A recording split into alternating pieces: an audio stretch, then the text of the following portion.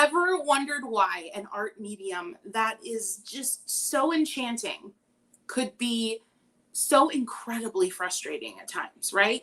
And so I know the title of this live is a watercolor reboot, the essentials reboot, but know that if you are here, maybe you've painted before, maybe it was 20 years ago, maybe it was a year ago and you left it and you haven't been back. Now, maybe you've never touched watercolor.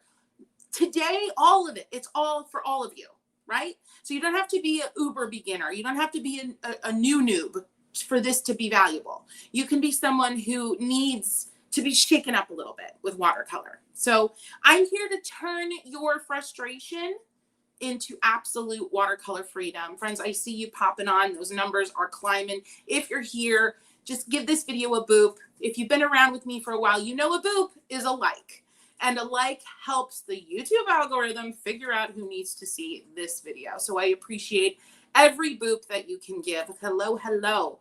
Okay, so like I said, I am here to turn your frustration into watercolor freedom, right?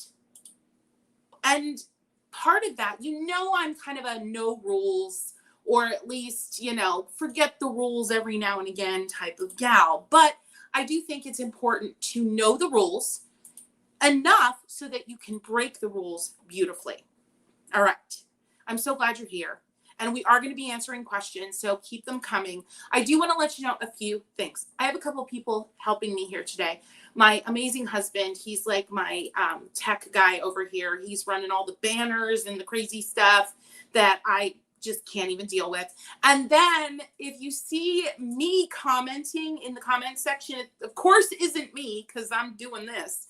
We have my amazing Kelly. She's one of my team members, and she's lovely and beautiful, and she can, nice. I see that, Adam.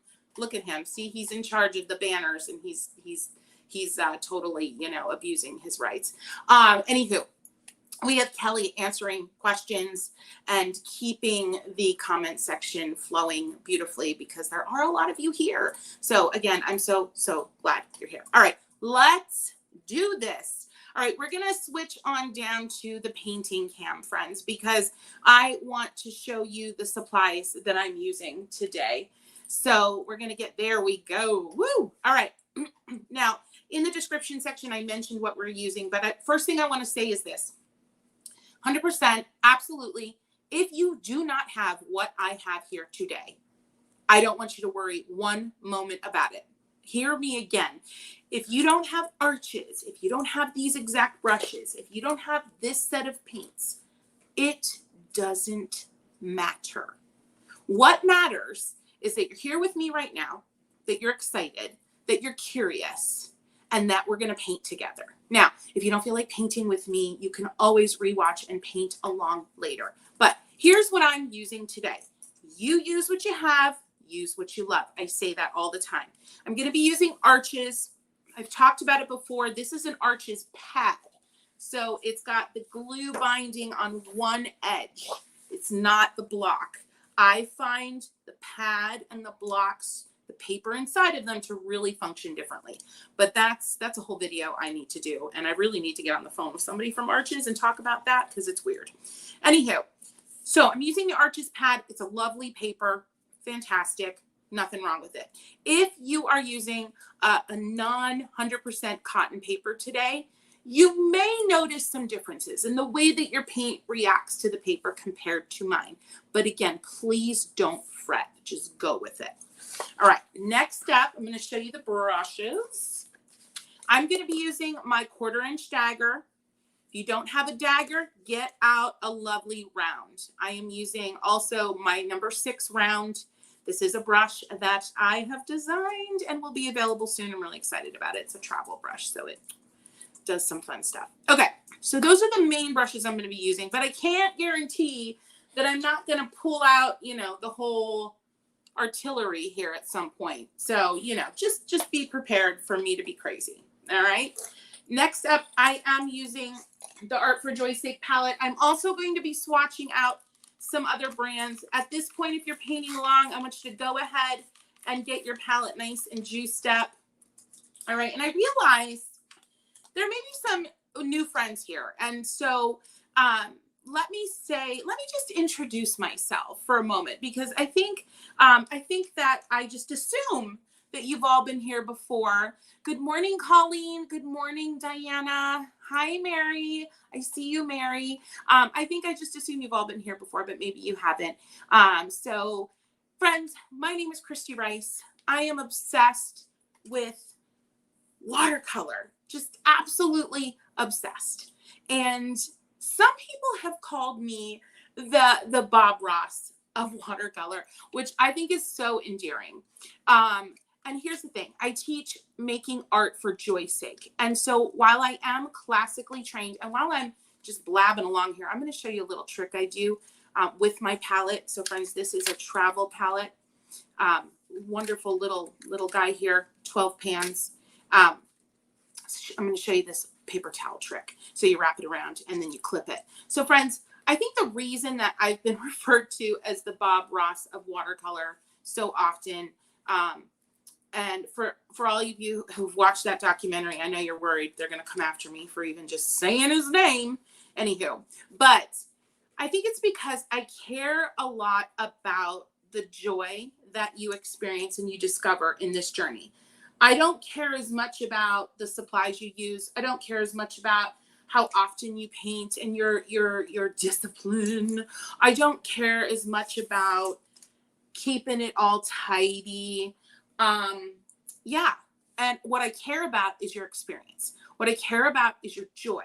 What I care about is helping you build mindsets that really inspire a lifestyle of creativity, so that you know that at any moment you can grab that joy that you've learned how to chase after and find. So that's what I'm all about. So let's get back to painting. We're going to dive right into this. We're going to dive right into this, and I'm going to show you, I'm going to make some charts today, friends, because we're going to go through some of the basic techniques. Now, these aren't all the techniques. This isn't an exhaustive, teaching of all of the techniques, but I'm going to go over some that are my absolute favorite. Now, let me count here how many we have. We're going to do 1, 2, 3, 4, 5, 6, 7, 8, 9. We're going to do 9. So friends, you're going to need 3 sheets of paper because we're going to do a bunch of charts. And basically, I think my paper is like 10 by 13, something like that. But again, like whatever you have. All right. And we're going to grid out, we're going to do 4 spots on each. So 4 quadrants here. My math husband is sitting behind me. He's probably just smirking with the way that I'm describing this. It's just not right, but whatever. So I do have a ruler, and I'm just going to get myself 4 sections. I am not measuring these sections. They are going to be what they are. How's everybody doing? How is everybody feeling? Friends, if you have a question, Kelly is here behind the scenes, and she's going to pop up some questions on the screen that she thinks are good ones. Not that, all your questions are good ones, but if she finds a question that she thinks will really benefit the whole group, she's going to pop it up on the screen. Lisa says, can't wait for details about that round brush you designed. Yeah, it's really exciting. Okay, see, my quadrants are completely not right, but it's okay. They're completely not the right size. They're all different size, but who cares, right? It's all good. It's all good. I'm just going to rearrange my desk a little bit as we start painting. So to give you a little preview, friends, of what is coming, we're going to work on some individual techniques, and we're going to talk a lot about things and the stuff that frustrates us. And at the end of the 2 hours today, and I do hope you can stay with me the whole time, but if you can't, you can always come back and rewatch. At the end of the 2 hours, I'm going to paint a full composition. It's going to be a smaller composition. I'm going to go slow, and I'm going to talk about each of the techniques that we just learned together. So really excited about that. Okay, first, foremost, we have WOWD, okay? WOWD is this acronym that I've used. Other artists have used it. It basically stands for wet on wet, wet on dry, wet on damp. Okay, so I'm going to just write WOWD up here, kind of wherever. All right, and then we are going to have a section to play around with wet on wet. And then we're going to have a section for wet on dry. And I'm labeling them. I do have another video. I call it my Watercolor Mastermind. And so many of you have seen that. If you haven't seen it, later on after this live, I'm going to go ahead and put it in the section of the description for you, so you can watch that if you haven't yet seen it. We're going to do wet on damp. And then we're going to leave this other section for later. Okay. So I have my palette. Use what you have, whatever you have. Make sure it's all sprayed down. If you don't have a spray bottle, just drop some water right in these pans. Rinse in between so you don't contaminate your palette right off the bat. Just get some water on there. That's the key. We need water on the palette. Let it soak up. Let things get juicy.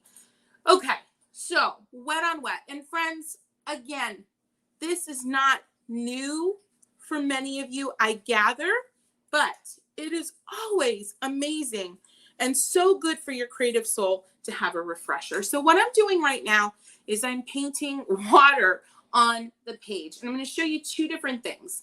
I am going to just pick up this emeraldy green from my Art for Joy's Sake palette. And I'm just going to dab and stroke some on there. And you're going to start to see how the color starts to spread.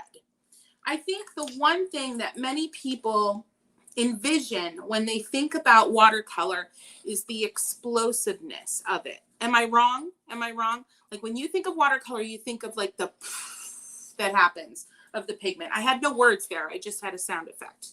So a lot of times, depending on the brand you're using, and this is so important to know because you can get frustrated if you don't realize this.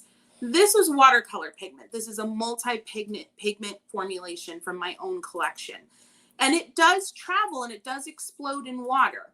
But here's an ink. This is like a water-based ink. Now that one really moves, right?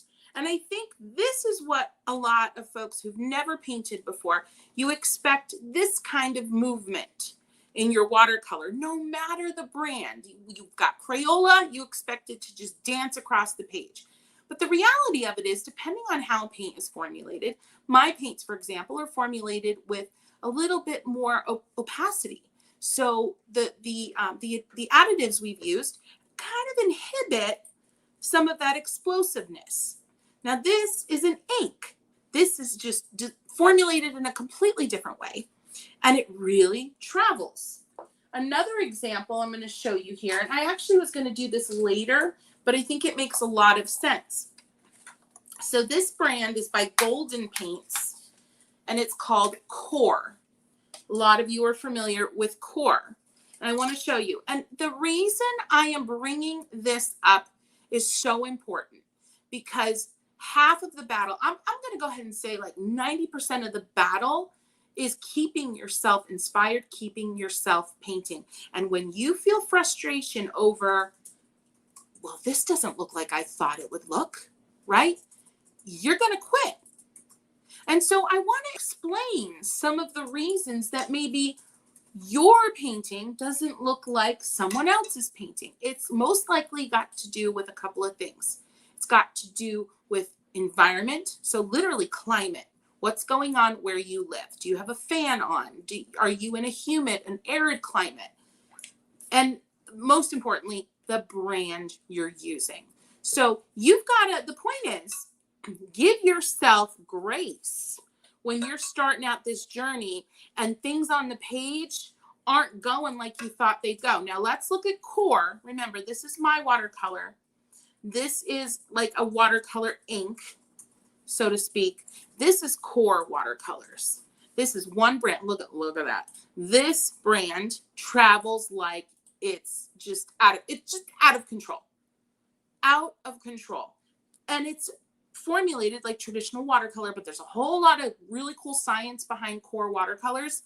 So if you're watching a tutorial and whoever you're watching is using Core and you're sitting there using Crayolas or I don't know, GenCraft, and you're like, what is going on? I must be doing something wrong. No, my friend, you're using different supplies. So just a really good point that I wanted to bring up when it comes to wet on wet. But back to the point of wet on wet. Now my brush isn't clean, but it's okay. Wet on wet is that quintessential watercolor technique. I am going back to my core paints here, where you paint wet color onto a wet page. And you get all that fluidity, all that crazy happening, right? That is wet on wet.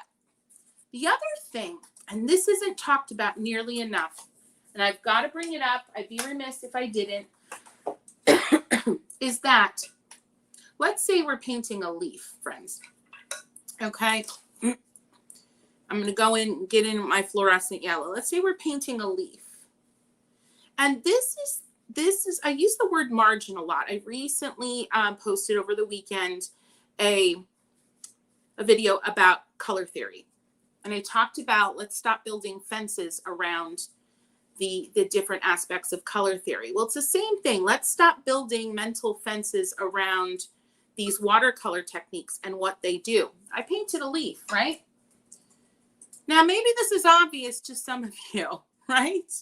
But it wasn't to me starting out. All right, what would be, we have a question. What would be your top 5 to 6 colors for someone starting out? Oh, that's such a good question. Okay, I am going to come back to that. Kelly, ping me again if I get sidetracked, but I want to make my point here. All right, so I've got this wet leaf. This is something I didn't think about a lot, but instantly now, this wet leaf was created using a technique we're going to talk about next, wet on dry, wet color on the dry page. But the minute I go into that wet leaf with wet color, it becomes wet on wet again. So these techniques, when you start to think about the fluidity of these techniques, how they overlap one another, the margins between the techniques, that's when your watercolor journey explodes. I'm telling you, you can't think about these techniques separately and grow as fast. I know that's a bold statement, but I truly believe that. I want you to think about these techniques and how they overlap each other. Where do they cross over? Where do they bump up? And wet on dry bump up and cross over each other all the time. And when you learn that, and when you figure that out, things change. And wet on damp, this one, nobody talks about. They just don't. Maybe they'll start talking about it now. But yes, wet on damp is another aspect of this overlap, this margin. Friends, how are we feeling? Is this resonating? Give me a oh yes in comments if this is resonating. This tearing down the fences between these techniques, recognizing the overlap of these techniques, and that's where the power's at. If you're feeling it, I want to see an oh yeah in comments. And while you're at it, I mean, come on, let's give the video a boop. I see Lisa, oh yes. Katya, oh yes. Okay, we're feeling it. Okay, good. Oh yeah. Crazy World of Christopher. Hey, I'm glad you're here. You were here early. I saw you here early. And for those watching on the replay, get in there. Give me your oh yes. Yep. I want to see you too. All right. Okay. The question from Lisa was 6 colors. Now I'm going to probably go off topic here in terms of, well, not off topic, but the brand, because I don't think it's so much about the brand as it is about the formulation. Now, this is not a plug, but I actually answered this question in my most recent book, Art for Joy, How to Make Art for Joy's Sake, Free-Spirited Watercolor. Let me see if I can quickly find it. I think I had more than 6 colors that I recommended. But is this the one? So I talk about making palettes. There's a section where I talk about if you're going to spend $100 on paint, this is what you should pick up. Here we go. It's right here, yay. So what I had recommended, and this is more than 6, but let's go over them. Holbein's Joan Brilliant #2. Love it. It's like a creamy apricot. This one's Mission Gold's Blue Horizon. Winsor & Newton's Opera Rose. Now, some folks are nervous about Light Fast. This is more of a fugitive color. Core makes an excellent magenta. It's one of the brightest pinks on the market. I forget the name of it. That is Light Fast. Shell Pink from Mission Gold. Love, love, love it. Cascade Green, Moon Glow, Payne's Blue Gray, and Buff Titanium. Those are all from Daniel Smith. And then the last one I had here, oh my gosh, it's a red. I can't read it. It's just a cad red. If you're concerned about toxicity, there's probably a cad red hue or something like that from Winsor & Newton. So these were some of my, at the time that this book was developed, these were like my top picks, and they still stand strong. Mission Gold is not a brand I've talked about yet on the channel. I know a lot of you are patiently waiting for a full palette tour of Mission Gold, and that is coming. But this is excellent. For anyone that has this book, it's page 19 in the Making Art for Joy's Sake. If you're interested in this book, we're going to put up a QR code here where you can find all of my favorite things, including my books. So that'll pop up at some point, and you can go ahead and scan the screen if you're interested and you don't have this book yet. But again, I was not planning to even bring this book out at this point. So I hope that was helpful. I think it was Lisa that asked that question. Super awesome question. And yes, someone said Buff Titanium is incredible, and it absolutely is. There is that QR code. This is my Amazon influencer, whatever they call it. I do make a small amount if you purchase from that, but you purchase however you like. There's, no pressure. All right, friends. So back to our grid. And remember, friends, stick around because we are going to be painting a full painting later on where I call out all of these techniques. All right. So wet on wet, it is the heart and soul of watercolor. It gives you those washy, diffused effects. As we can see, no matter really the brand that you're using, you're going to get the washiness, the diffused. You're going to get some explosion, no matter the brand. So it is a lot easier. You can get color to lighten easier with watercolor, I swear, than any other pigment type, acrylic, oil. Because with watercolor, you just use wet on wet and more water, right? And you blendy blend it out. That's one of my phrases, blendy blend. You don't have to add white. Now, y'all know I do love white. We have another question coming in. Leave that up on the screen for a little bit so I can read that one. And I'll get right back to it. But look at that. I love that about watercolor. You don't have to use white. A lot of people are purists and they want us to never, ever, ever use white with our watercolor. I use white all the time. But this is the heart and soul right here. Heart and the soul. Can we put that question back up, Cal, of watercolor? All right, friends, I want to answer that question, but I missed it. We'll get back to that. And remember, if you're watching on the replay, I want to see your questions too. Okay, so glad that you mentioned core. This is what I have mostly. I love the wildness of the colors, but do you think different brands would be better for a beginner due to control? Oh my gosh, beautiful question. Beautiful question. I do think core would be a little bit, if you're into a challenge, I don't think core is the best first beginner brand to use. I don't. I think something like Kiritaki, Ganzitambi, honestly, my palette is great for beginners for that reason. And here's why. Core is a lot of wow factor all at once, in your face, all the time. And I think core can be a little, oh gosh, I hope they don't get mad at me. Not like they're going to watch this, but I feel like core could be a little misleading for beginners because it is so showy and it acts so differently than traditional watercolor. Like think about Winsor & Newton. There's a lot more control, as you said, with more traditional pigments. And core is just like, oh gosh, it's just like watercolor on high. So yeah, I do think something that is a little more traditional in its personality and the way that it functions on the page would be better for a beginner. I mentioned Kiritaki, Ganzitambi. Let me see if I can pull one out here without causing a racket on camera. This is one of my smaller palettes from Kiritaki. You can find this on my Amazon Associates influencer page. We can put that QR code back up. A couple different size sets. These are Japanese watercolors, really affordable, great pigments, quality. They re-wet beautifully. They do have a little bit more opacity, but I feel like these are a little bit better for a beginner. Not as many thrills, so to speak. When you're going to learn how to paint with something, you want to learn to paint with something that's going to challenge you a little bit before you get into it. It's kind of like, you know, you learn to drive with a Subaru and then you get the Camaro. Is that a good comparison for, yeah, okay.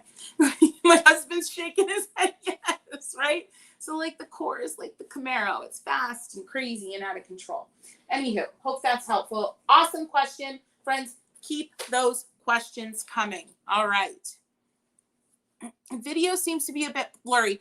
It's looking really good on our side. What you can do is scroll back, let it buffer a little bit, and not watch it in real time necessarily. Just scroll back a little bit so that you're watching just a few moments behind. It could be something on your end. Is everyone else? How are we doing with the quality of the screen?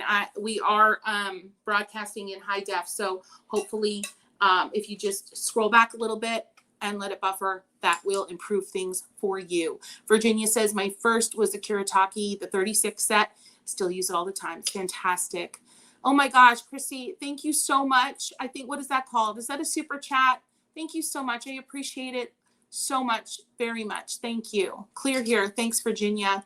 Kaya says, it's fine here. Yeah, so friends, if you are having any blurriness, scroll it back, rewind a little bit, and just watch it like a minute off live, and you'll be fine. All right, cool. All right, friends. So Heart and Soul Watercolor. I think we really, I think we get it. I think we get it. But the most important part of this that I want you to remember, and if you're painting with me, I want you to circle the leaf that you created. And I want you to write over it, margin. The wow is in the margins. That is what we want. The wow is in the margins between these techniques. That is what I want you to remember. All right? Love it, love it, love it. Okay, we're moving on to our next quadrant. So wet on wet. Oh, we have another question, and I missed it. There it is. Question: for a beginner like me, does it make sense to have a 48 to 52 color palette? I really, really, really want to build out one for myself on a budget.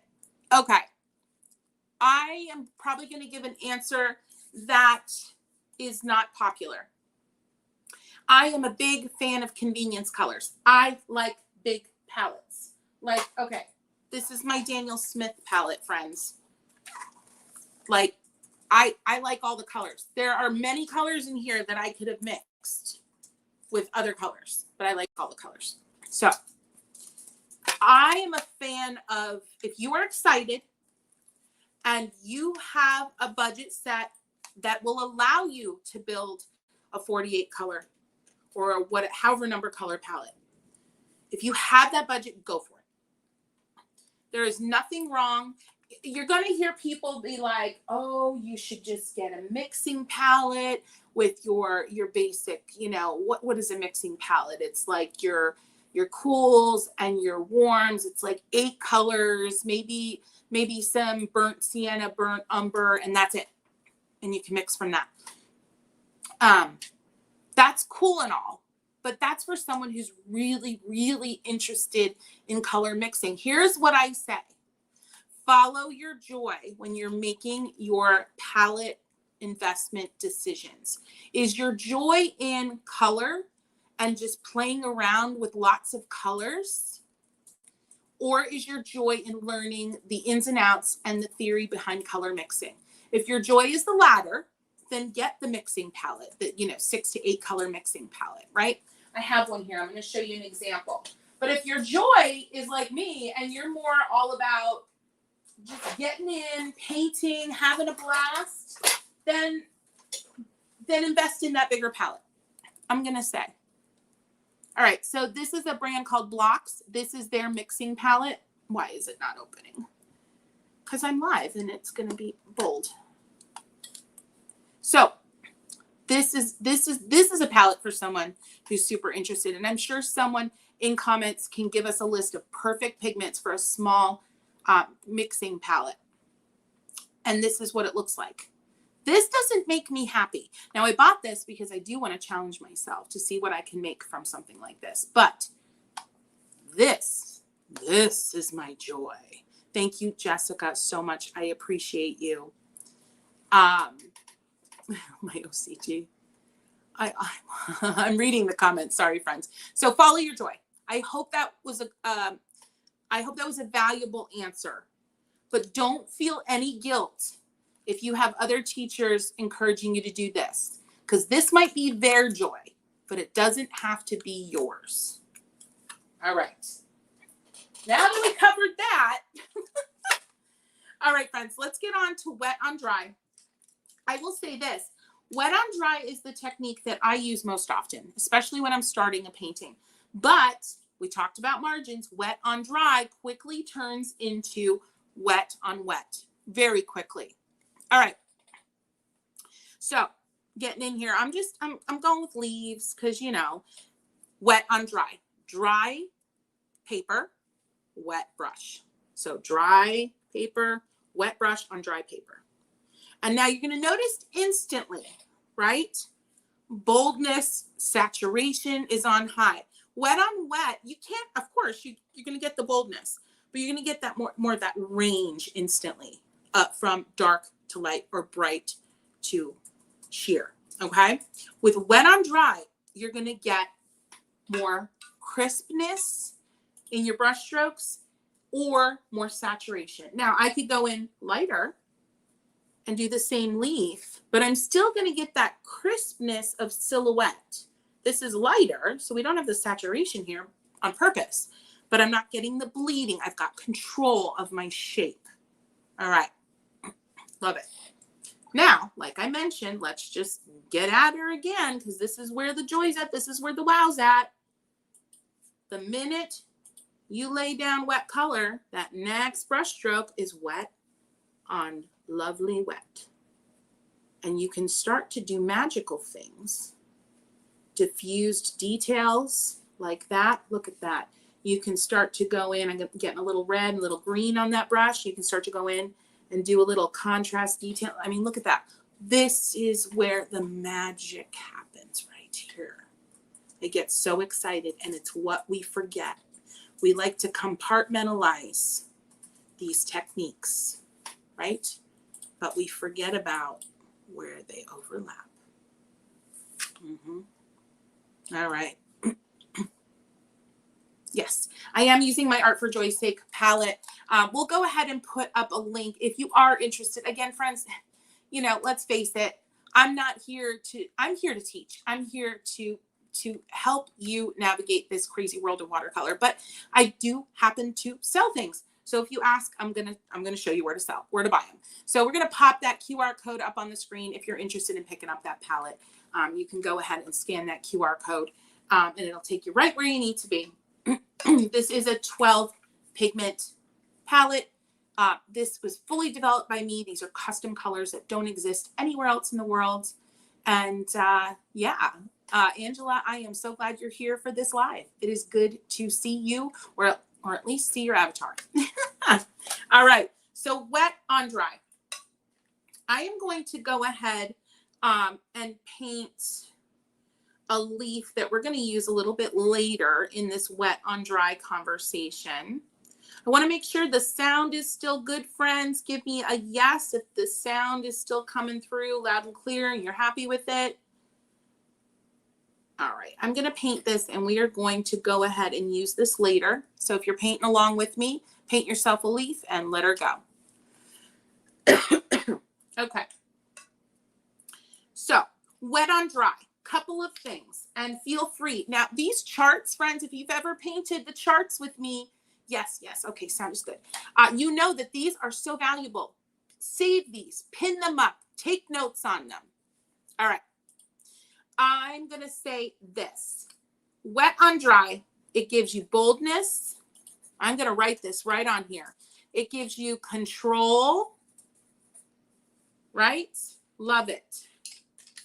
So remember that, boldness and control, whereas wet on wet, traditionally, the compartmentalized version of wet on wet gives you fluidity. It gives you explosive moments, but not as much control. I'm just going to do less than control. We'll know what that means. All right. So make notes. This is your encyclopedia. This is your visual encyclopedia. When this is done today, number one, it's going to be gorgeous. It's just going to be this crazy visual memory of our time here today. But number two, I want you to put it up on the wall and remember it, okay? All right, friends. Boldness and control. So when do I use wet on dry? All the time. I use it to map out shapes. When I'm starting a painting, I might go really light and map out shapes with wet on dry, okay? I might go in later on, you know, my favorite liner brush. Make sure she's clean. Use wet on dry for detailing. I'm going to go right in here into this light one, and we're going to do some veins. This is wet on dry. It's not just detailing, because the personality of your detailing depends on how much pigment's on your brush. It depends on how wet your paper is. So wet on dry detailing is going to look very different from wet on damp detailing, and we're going to get to that. All right. Let's go back up here. It's also going to depend on how wet your brush is. So I want you to pay attention. My brush right now, I can feel it's cool, but there's really no paint dripping off. There's no water dripping off onto my hand, but I know that it's damp. And I'm going to go into color. I'm not going to dip back into my water again. And this is still wet on dry. Excuse me. I tried to hold that one back, but it just wasn't happening. And I'm adding in detail here, friends, but I'm getting more scratchy, textural detail, but it's still wet on dry. Now, get ready for this. We're talking about the margins and where these techniques overlap. Leave that question up, Cal. I'm going to read it in a minute. This wet on dry is now overlapping with dry brush, which we're going to cover really soon. See, it's where they overlap. All right. My paint doesn't like to re-wet to blend out hard lines. Have I waited too long for it on the paper or something else? Okay. Gina, I need to know what brand of paint and what brand of paper you're using. When you answer that, Cal, keep an eye out for her answer, and I will be able to give her a much more specific and valuable answer once I know that info.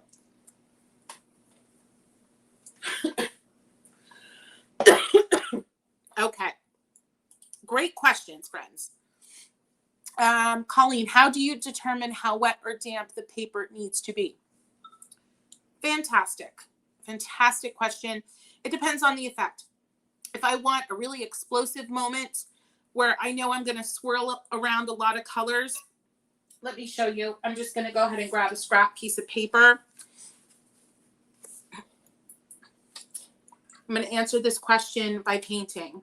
So if I know I want really explosive moments, I am going to really, I'm almost going to want like a puddle. Let me see if I can show you that. Yeah, here we go. You see that? Like, see how that drip is almost going? Then I know that I'm going to get a lot of movement, right? Now, if I want just a diffused softness to the brush strokes I'm about to lay down, then I'm probably going to, like, I might even like remove some of this with my hand. I do crazy things. And then I'm going to get more of a diffused wet on wet. See that? So the answer to your question is 100%. What is the effect you want? And you may not know, but know that you have options. Try one, then try the other. And you can easily turn this one. So if you decide, oh, I really like what happened here on my page, you can go ahead, put more water over top of this immediately, get your puddle going, and then get in there and turn this more diffused wet on wet into the crazy one. Hopefully that was helpful. All right, let's get back to it. All right. So wet on dry is so incredibly valuable. Okay, Gina, she's using Arteza paint and paper. Okay. My guess is that some of, or most of, I have not used Arteza, but from what I've heard and what I know of the pigments, little higher staining pigments. If anybody in the comments agrees with that or has anything that you want to add, please go ahead. Also, paper that isn't 100% cotton. So if you're using Arteza's paper that is not 100% cotton, you might have more difficulty lifting. So those are two factors. And the third factor is the one that you mentioned, which would be you waited too long. So what I would suggest when you're trying to lift or remove or blend a color that you've laid down on the page that's been on the page for a little longer is wet it, put a nice puddle of water on it. So for example, you know, this is, let's actually go over here. These have been sitting for a while. I'd go ahead, and I know my color, my green is a more higher staining green. And I'd put a puddle on there and I'd let it sit for a little bit and then come back to it and try to do what I needed to do. And if you're blending, you're going to put that puddle over top the entire area, not with a lot of pressure though. Okay.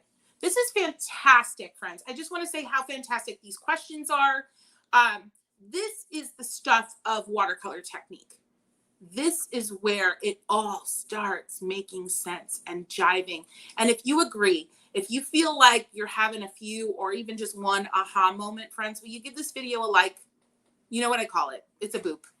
Give the video a boop because it really helps me out. This channel is just my joy and my heart. And to know every time I see a like, I know that I'm doing something right. So I appreciate it so much, so much. L Messenger says, you put so much effort and energy into your videos. Thank you so much. That means the world to me. I'm sorry, it already scrolled off screen, but I feel you and I appreciate that comment so much. Okay, friends, we're going to move on. If you have any last questions about wet on dry, maybe you have observations. Friends, don't feel like you just have to ask questions here.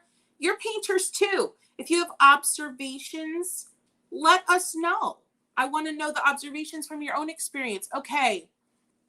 Tammy says, when I was experimenting with wet on wet, I sprayed the paper once while also spraying my watercolors. It was a lot of watercolor wet everywhere. Yes. Okay. I'm going to try to recreate what I think you're saying. It's really fun. So you could actually start off, spray your paper, right? Ooh. Spray your paper down. I got my spray bottle over here. So you're going to have areas that are puddles. Can you see that in the light? There it is. You're going to have puddles. And then you're going to have areas that are less puddles. Less puddles. And my grammar teacher from school better not be watching because that was not good. All right. And so notice what's going to happen. You're going to have areas that are more explosive and areas that aren't. And I love that. That's a really fun way to start. And then you could spray her again and see what happens. Oh, yeah. Oh, yeah. Love that. Love that. I've also had moments, and I think maybe this is what you were also saying, where I've sprayed my palette and I've literally sprayed pigment right onto my paper from spraying my palette, which has created many a happy accident for me. So I love that. Fantastic. All right, we're going to get back to our grid, friends. Now that I've made a lovely mess, spray it again. Oh, yeah. That should be my motto. Just spray it again.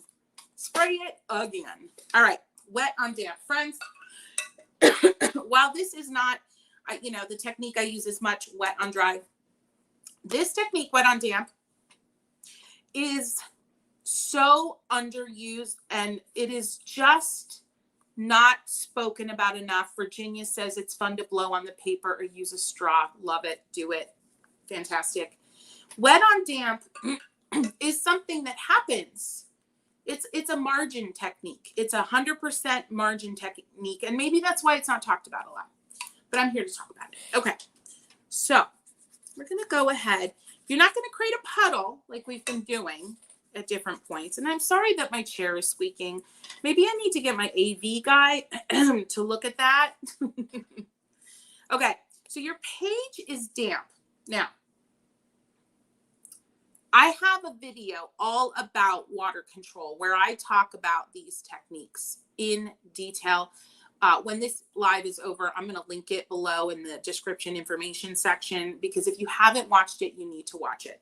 But paper's damp. My brush is cool, not dripping or anything like that. I'm going to go into my color. I'm going to go with this blue. Wet on damp. It's actually damp on damp. Now, if you watch that other video that I'm going to bring up soon, you're going to know what I mean. Now, so look at what happens. Page is damp, brush is damp with color. You're getting control. Paper's damp, brush is cool. That's right. You're getting control, but it's a diffused control. Let's write that down right under here. Diffused control. That's right. I'm writing right into my damp paper. That is so important. Diffused control. That is what wet on damp gives you. We saw a little bit of it up here. Not so much though. Let's do another leaf. So just get a leaf going. Press, drag, and lift. It's not really what today's about, but I'm going to go ahead and give you a little press, drag, and lift action. Press, about a 30% angle to the page. Drag, start to lift, and you have your leaf, okay? Now, I'm going to blend this out with a little clean water on my brush, and I want a little bit more of an even coverage here.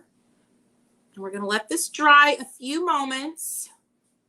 And I'm going to show you how I use this diffuse control. I use this all the time.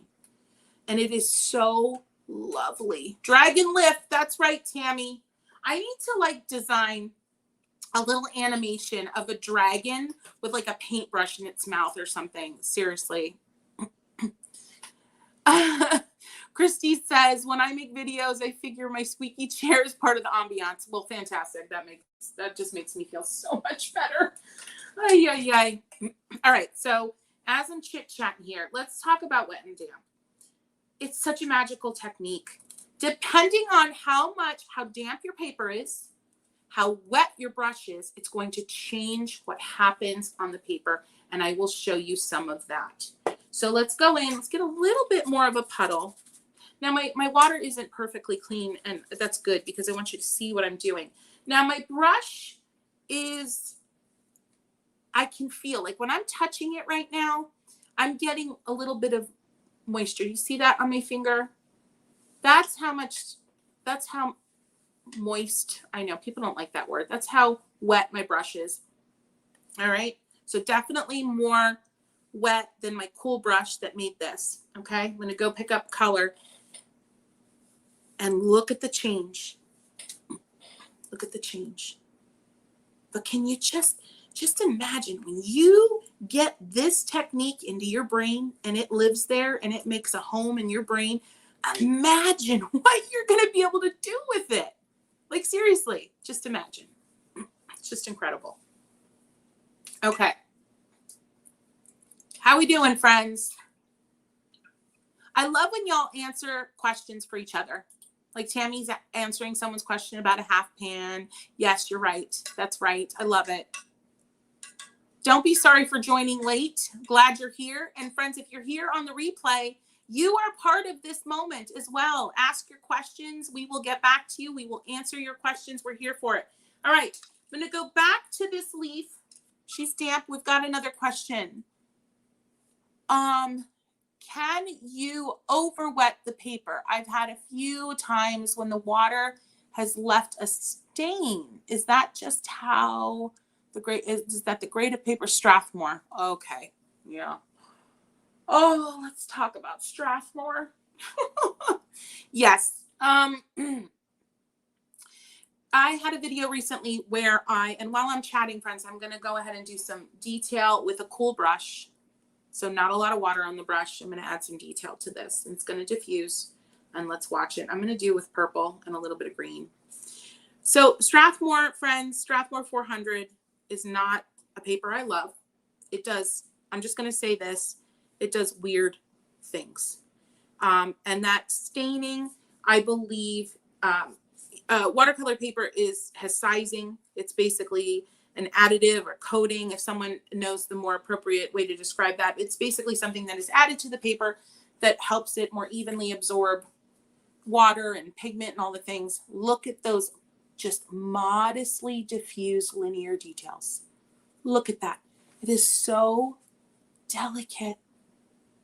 But I took a cool brush, damp brush, on a slightly damp paper, and look at that. Love it. Anyway, Strathmore, bear with me, friends. I'm going to grab my Strathmore. I want to show you because I feel so passionately about what's wrong with this paper. Lots of chairs squeaking. I apologize. All right. This is the paper we're talking about. Now, friends, there's no shade. No shade. But the reason I get really passionate, and this is such a good beginner conversation, I'm glad we're doing this here. The reason I get passionate about my dislike of this paper is because it's not cheap. And there are better papers that you could invest in. Okay. Sometimes it does what you want it to do.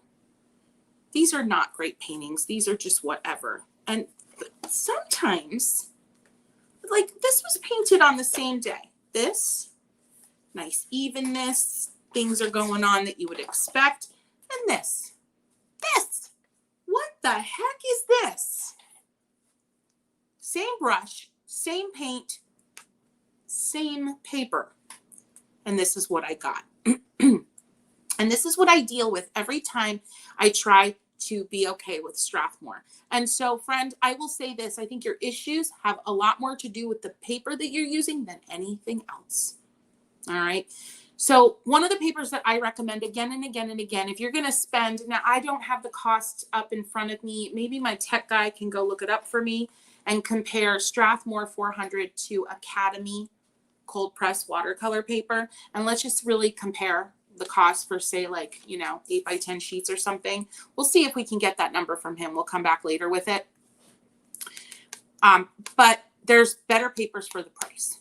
This paper is going to frustrate you because it's unpredictable. I have a budget watercolor paper review. This one just made it into the budget category by a hair. And I talked about it in there. I will link it below for sure later on. We have another question. Can't the water leaving stains also be from bad sizing? Yes, or exactly. Yes. I don't know what's going on, but I think Strathmore has sizing quality control. Yes, absolutely. All right. I'm sorry my camera keeps shaking. I get excited and I bump things and, it is what it is. We're live. We're live. Okay. I hope that was helpful. Friends, if that was helpful, give the video a boop. I'm so glad you're here. I love being live. Okay, but let's go back to the wonder that is wet on damp. So let's just review. This was a moderately damp start with a wet or with a cool brush, right? This leaf was just barely damp with a cool brush. So not a lot of water on the brush. And this was moderately damp start with a wet brush, with a decently damp, almost wet brush. Look at all the differences you can get. I'm going to make myself a note, friends, of these videos that I need to link below. And if you're watching this on the replay and you're like, Kristy, where's that video you mentioned you were going to link below? Just let me know. I know we talked about the Watercolor Mastermind I need to link below later on. I know we talked about the water control video, which is all of this stuff. And I forget what the other one was. Somebody will remind me. How are we feeling? So far, let me know in comments right now, which is your favorite? Wet on wet, wet on dry, wet on damp. You know what my favorite is. Oh, forget it. I have two favorites. Wet on dry, wet on damp. Those are my favorites. Let us know in comments what yours are. Kat, I love live. She says, thank you so much. So glad I can rewatch. I am so glad you're here right now, but yes, rewatching is awesome. Okay, we are going to move on. This is our trifecta. This is the trifecta of watercolor. Trifecta. Is that spelled correctly? I don't know. AV guy says yes. All right. We're going to move on to ombre. Now, friends, you know, I like to rename things. I think it annoys some people. That's okay. There's a technique that ombre is pulling. If you've heard of the technique pulling, that's what I call ombre. I just think it sounds nicer. Pulling, I don't know. I don't know. It just doesn't make sense to me. A lab accident. By the way, lab accident, best avatar ever. And I'm so glad you're here. Thank you. Yes, ombre equals pulling. Okay, so I'm gonna grab now. I told you I'm gonna be using different brushes than I said I would be. So pick your favorite color. I'm gonna go with this red from my palette, and you're gonna go full saturation. So mass tone, we also call it. All right, a couple times over, light pressure. And you're going to rinse your brush. Rinsey, rinsey, rinse. And now this brush is wet. Like if I flicked this brush, I'd have a mess. You're going to go right next to where you just were with a few strokes. And you're going to rinse again. And you're going to go right next door. And you're going to rinse again. Now, if y'all do pulling differently, go ahead and tell me. But this is how I start pulling or ombre. Now you can continue. You can start to go back to where the mass tone area is and start to pull the color down more, rinsing in between. But the point is to get this lovely, gradual, even light to dark. And there's, you know, 5 ways to Sunday to do this, really. It's kind of like Photoshop. Anybody worked in Photoshop? Like, to do a task, there's like 6,000 ways you could do one task. I feel the same way about some of these techniques. All right, that's it. This is a great little practice exercise. Maybe you've done this a million times, but if you're feeling blue, you're feeling uninspired, you've got creative block, do a little ombre. Do a little ombre. Now, if you're feeling a little slap happy, we can do different colors. We can go here, and then we can go to purple, and then we can practice on how do we make the transition between red and purple even-ish. And then we can go to this peachy loveliness from my palette. The key with this in different colors and even with the same color is rinsing in between. Friends, go ahead and get into comments. If you do pulling differently, let us know. Are you always, sorry, I'm having a hard time reading that comment. Leave that up. Are you always rinsing in clean water? I would have to change the water all the time. All right, friends, let me show you what I have. I am not always rinsing in clean water. Absolutely 100% not. But I have my water. This is my custom designed pottery double weld water painter's pot. I have 2 of these on my table at all times. So clean water, dirty water, but sometimes they often both end up getting dirty. So this helps me. Yes, and these are currently sold out on KristyRice.com, but you can sign up for the mailing list to be the first to know when they're back in stock coming in October. So I have 2 of these on my table at all times, but absolutely not.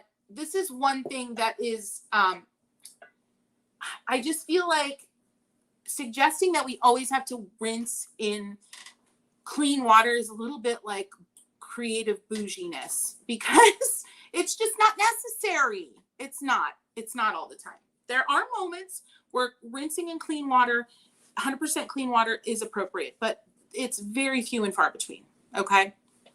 Now, hi, I'm making a racket because I'm going to show y'all something. I'm in the moment. And this is why being on these lives is, pretty exciting, because I'm really bad at keeping secrets, like really bad. Virginia asked, is Jen Craft's paper in line with Canson or leveled up? That is going to be massively a matter of opinion, because Jen Crafts, Jen Crafts, if you watched my video on the best budget paper, Jen Crafts won, but it does have an odd texture and a lot of people don't like the texture. Speaking of, wow, what is wrong with me?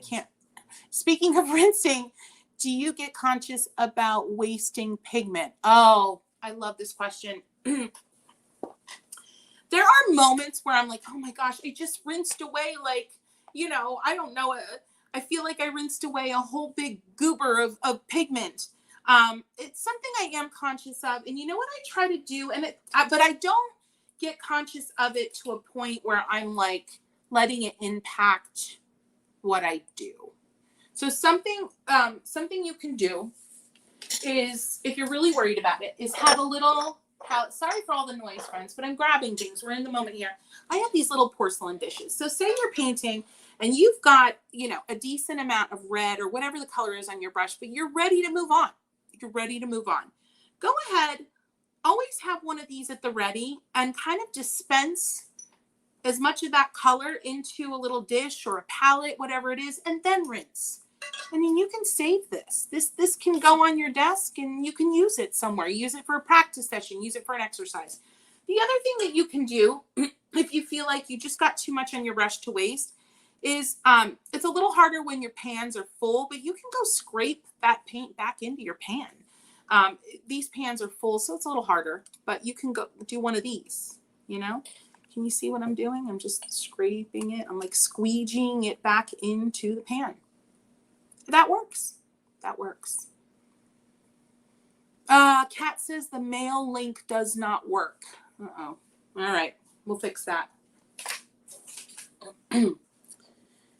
It's just KristyRice.com. And let me know, are you saying that the link to sign up for the email list at KristyRice.com isn't working?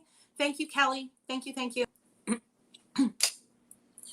Okay, super. Gosh, I feel like I completely got off track here, but I know we were talking about ombre and pulling. Look how pretty. Look. Oh. All right, let's do one more thing. Oh, no, I had a secret, right? I want to share a secret about the water. Okay, so we are having a really hard time keeping those double weld painter's pots in stock. And so I decided to do something about it. And so while this isn't as pretty, but it's going to be pretty in different ways. Look, I'm going to show you secret. Friends, nobody has seen this. I showed a little very, very, very, very kind of weird little peek of it on Instagram. But friends, I am designing a collapsible silicone travel-friendly double weld painter's pot. What do we think? Now be honest, because these aren't in production yet. This is a sample. So I want your honest feedback. And friends, if you're watching and you're like, what is happening? I'm here for paint. Just stick with me. This will be done in like a few seconds. I gotta know. I value your opinion so much. I gotta know. What do we think? Take my money. I want that collapsible one. Okay. I'm guessing you like it. Okay. Thank you. Okay. So this is what she looks like. And the great thing about her is that you can do it at this height, which is about 3 inches, but then you could go even higher and get the full like 4 1/4 inches.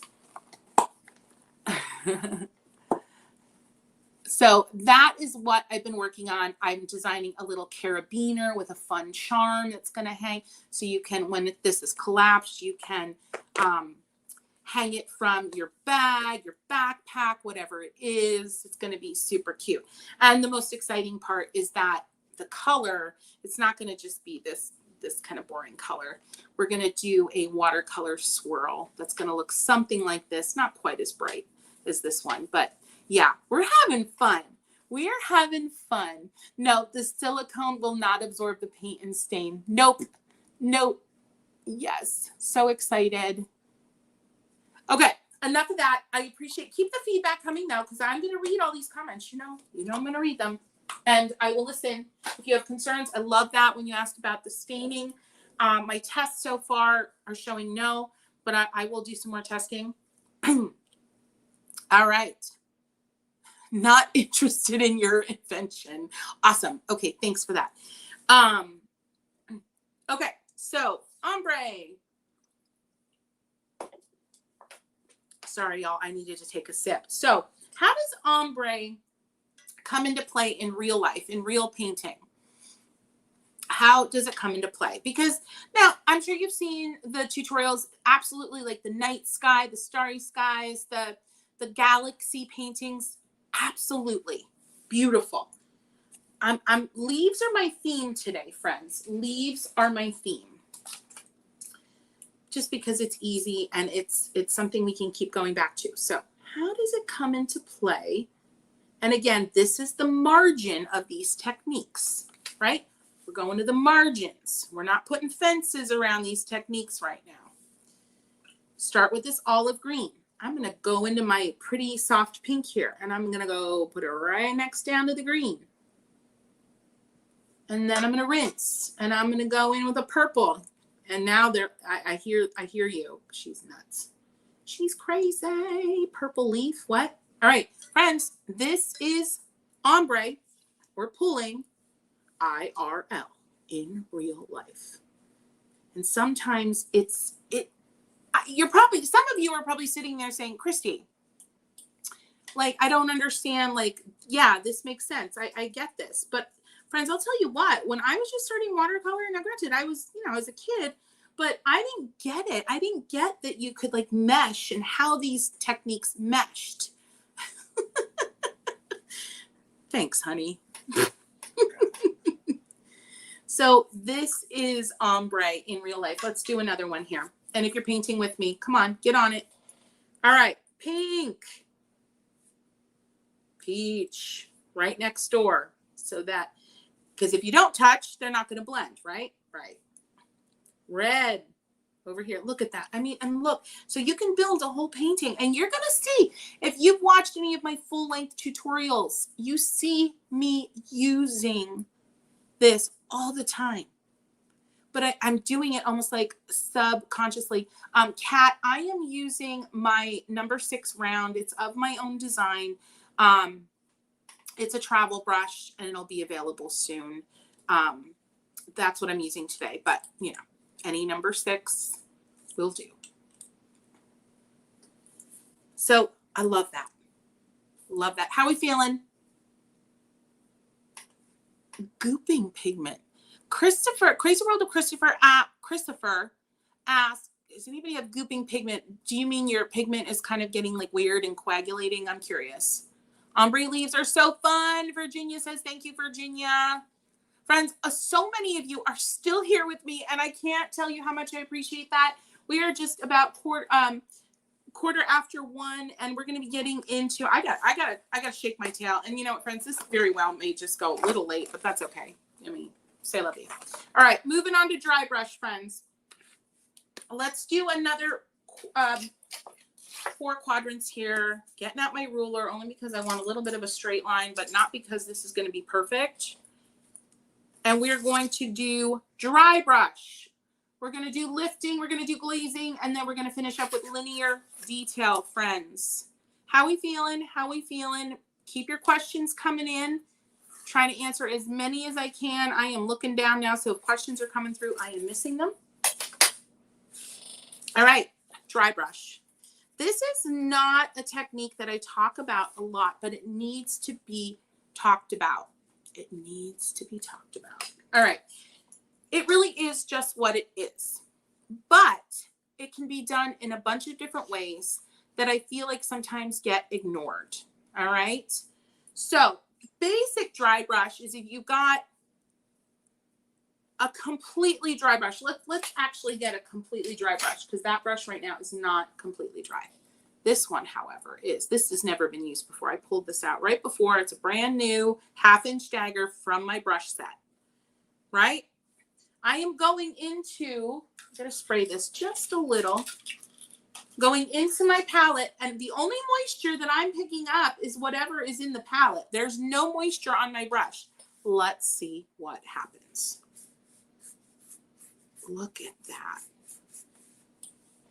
Gorgeous. I love this. And again, I think this is overlooked sometimes. Now, it's not overlooked by our more realistic painters out there. I see you. I see you so hard because I know you're using this. You're using this for fur and grass and all the things. But let me tell you what, our loosey-goosey modern watercolorists, you're not using this technique enough. And that ends today. Okay, so we've got dry brush, and it's just like it sounds. Dry paper, modestly damp brush with color. And you get these scratchy textural moments where the texture of the paper is just shining through, right? Now, rinse that brush. Now we've got a damp brush. Here we go with the margins of these techniques, friends. I'm going to do some wet on wet right on top. And rinse. Wet on wet right on top. And rinse. Oh, friends, I am thinking leafy textures. I am thinking, I'm thinking of landscapes with big open prairies that need a little bit of texture, but not too much. Y'all, I'm sorry. I keep bumping my camera and it's getting on my nerves, but look at that. Look at that. So we started with a classic dry brush and then we wet it just a little. And now I'm just choosing random colors just so you can really see what I'm doing. Now we can really go in with wet on wet. Ombre, is that the same as gradient? Gradient pulling, sure. Yep, you're creating a gradient. Maybe it's the brand of paper you're using. Yeah, absolutely. Now we go in, we started with dry brush. We did a little bit of wash over top with that pink, or no, it was just water. And now we're doing wet on wet with yellow. Okay. Oh my gosh, love this so much. Did I surprise anybody with how I'm presenting dry brush? If I did, head into comments and say surprised or exclamation points. I want to hear, because I think dry brush, when we think of dry brush, we think of this. We think of fur, grass, teeny tiny moments, right? We think of something like this. But I don't think we think of these bigger, broader moments, and then how we can elevate dry brush with other techniques on top of it. So again, margins. I want you to think about the margins of your techniques.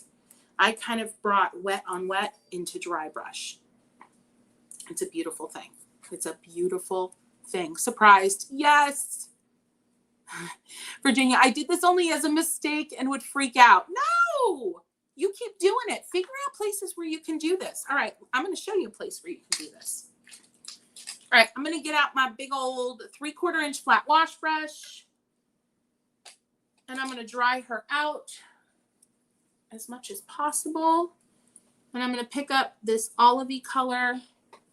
And let's get a leaf going. And you guys are going to be like freaking out because this is a very scratchy, strange leaf. All right. Crazy leaf. There she is. Now I'm going to go to my 1/2 inch dagger, whatever you've got, get some water on it, and let's go right over top. But with a light touch. I don't want to get rid of some of that texture. And I want to reshape up here a little bit because this got weird. But I don't want to get just a little bit of water because I don't want to get rid of that texture. Now, friends, the margins are flying all over the place. I've got dry brush. I've got wet and wet. Now I've got linear detailing, which we haven't even gotten to, but bear with me. Now everything's kind of damp. Well, we have 4 techniques now. Linear detailing and damp on damp. So there you go, friends. Loosey-goosey modern watercolor. You want some detail, some texture, but you don't want to get crazy with layers and realism. Look at that. Look at that. I'm sorry. I hope y'all don't think I'm boastful. When I say, oh, look how beautiful. Oh, I love this. Remember, if you've been around with me for a while, I teach you to be kind to yourself and to call out moments that you're proud of. It's not boasting. It's not boasting. It is a creative habit that is good for the soul. It creates momentum in your brain. Look at that. All right.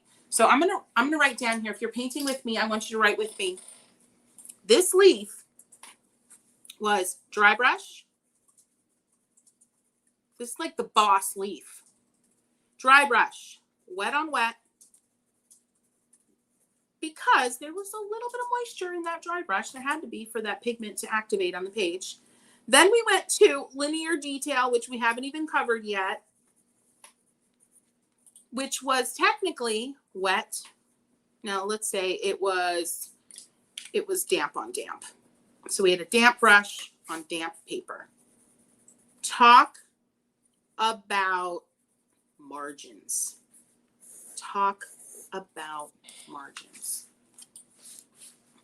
Talk about margins. This is what today's about, because this isn't the first time I've covered watercolor techniques, and it won't be the last. This is why I hope you're excited to be here, because today is kind of a reboot, a rewind, a redo on the essentials, thinking about them, twisting them and turning them in different ways so that your brain is stretched and excited, and like your brain is jumping out of its skin, I hope right now a little bit. Even just one moment. I hope there's one moment, yeah, that felt that way for you. Tammy says, I have a very thin liner brush, yet I can never get my lines as thin as yours. Tammy, is your liner brush by chance natural bristle or a hybrid between natural and synthetic? Because if it is, it's going to be harder to control that brush versus my liner brush, which is 100% synthetic. So just curious, feel free to respond and we'll catch up with you on that. Okay. We're going to move on. I call this one push and pull, and I will explain why, but it's also called lifting. Lifting is when, we talked about it earlier, when you have pigment on the page, let's go ahead and lift a little, but for whatever reason, usually we talk about it, it's only synthetic. Do some drills. I have a video on liner brush drills. If you haven't watched it yet, do those drills. It could just be you need to build up your muscle memory, which we do by repeating the same stroke. Like literally take your brush. I'm going to do it right here for you. Take your brush and try to create as many thin lines as close together as possible, and do that like literally 100 times without stopping. The other thing is I often hold my brush way down. See where I'm holding it? Holding it way down on the handle. And I'm almost holding my brush perpendicular to the page. And I'm being very mindful of the amount of paint on there as well. Hopefully that was helpful. So 4 things for control with a liner brush. Was it 4?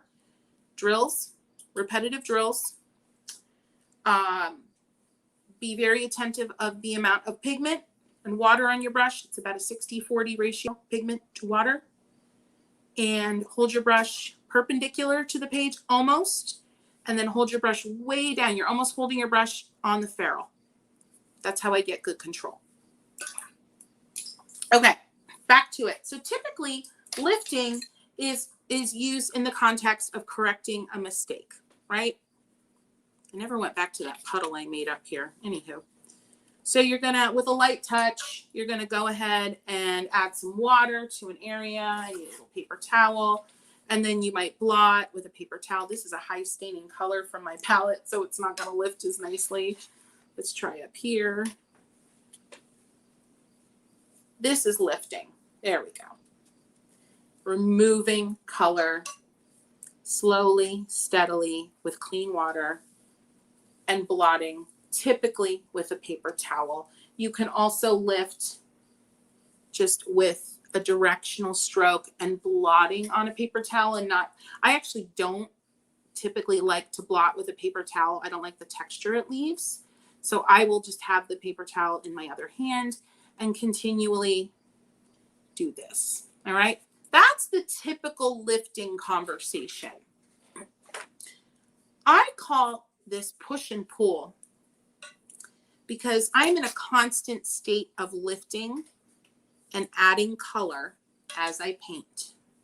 Let me show you what I mean. So I'm just kind of quickly, and again, back to our leaves, adding some color here. I'm rinsing my brush. I'm not really loving where, right down here, how these colors mingled. So I'm gonna lift, blot, pull, blot. I'm pulling color off the page. Now I'm going to correct. What do I want to correct with? I want it, it was too dingy, so I'm going to dab. I'm pushing color on the page. And then a little clean water, blendy blend. Too much water, I'm pulling off the page. This up here, not liking it. I'm going to pull. It's just a little too much pigment and water. Pull. Linda says, how do I use my canvas? How do I stop my canvas from curling around the edges? Thanks. The questions are so small on the screen. I'm sorry, friends. Canvas, are you using watercolor canvas or are you saying just your paper? We'll get back to that. So push and pull. Let's write down some notes. You're going to push or add color. You're going to pull or remove color. So friends, lifting isn't just for mistakes anymore. Let me say it again. Lifting isn't just for mistakes anymore. It's about manipulating paint and paper. Lifting isn't just for mistakes. Push. Pull. Pull. I want you to watch. I'm going to do a bigger leaf here. I'm going to hang out here. Friends, I think we're going to go over a little bit. Just a smidgy. Because I got to do that. This is so important. I'm watching time, but I also I don't care. Because this is important. this push and pull, and I'm just painting a little haphazard leaf. I'm painting it larger because I really want you to see what is going on here.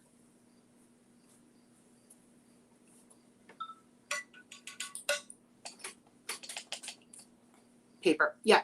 The best thing to do for paper that is curling, I personally don't let it bother me. I know that's easier said than done. But I also work with a lot of blocks. I use paper that's attached to a block, arches. Many brands have block format paper now, and that is where the paper is all attached to one another and you peel off a sheet at a time when you're done. But while you're painting, it's still attached. Let me show you one quickly. This is a block. And you can see they're all gummed together up here. So as I painted this, I mean, look at nice, flat, no buckling, right?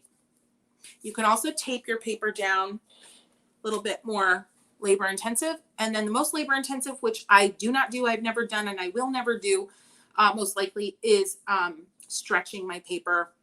You can just Google how to stretch watercolor paper. We won't get into that here. But my best advice is invest in some blocks. You're going to love them. It really reduces the curling and the buckling. Okay, big leaf. Push and pull or lifting. Lifting is not for mistakes anymore. It's not for mistakes anymore. I know I keep repeating that because I know myself for a very long time, I thought about lifting. I dreaded lifting. I dreaded it. All right, pull. And what happens, I want you to really watch, if you're doing this with me, and I hope you are, the residue of the color, the little bit of staining that's left behind, that's magic.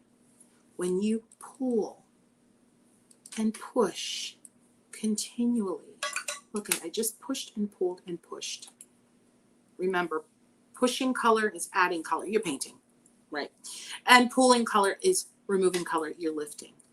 But I call it push and pull because it's the slow, steady, light-handed manipulation of the paint on paper. And what results is some of the most lovely ombres or gradation of color. Gradation of color. Look at that. Light touch is important. Pull. Sometimes I have gotten to the point, like I know certain pinks, magentas leave such a lovely residue when I pull them that I know exactly how to get that haze of color left behind. And over time, if you start implementing, if this speaks to your soul, Kelly, will you get rid of those silly? Thank you, darling. Look at that. Look at.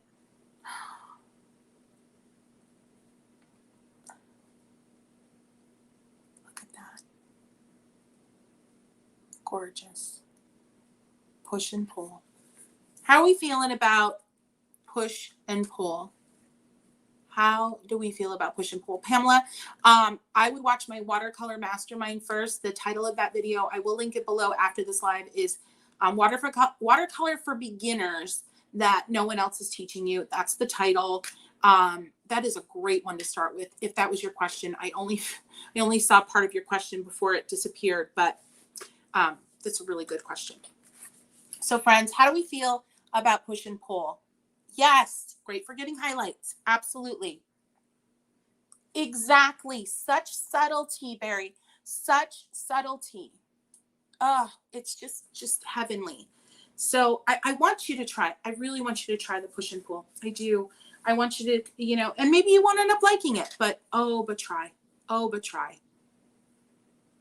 Nosebleed Seat says that's the video they started with. It's a great one. Awesome. Thank you for that. Next up, friends, we have glazing. And stick around because remember, I'm going to do a smaller composition paint along here soon. And I'm going to be calling out some of the techniques I'm using. Glazing friends. Now, glazing, we have to give credit to the oil painters of the world because they're the ones, you know, the masters back in the day. Where are my art history buffs? They really invented glazing.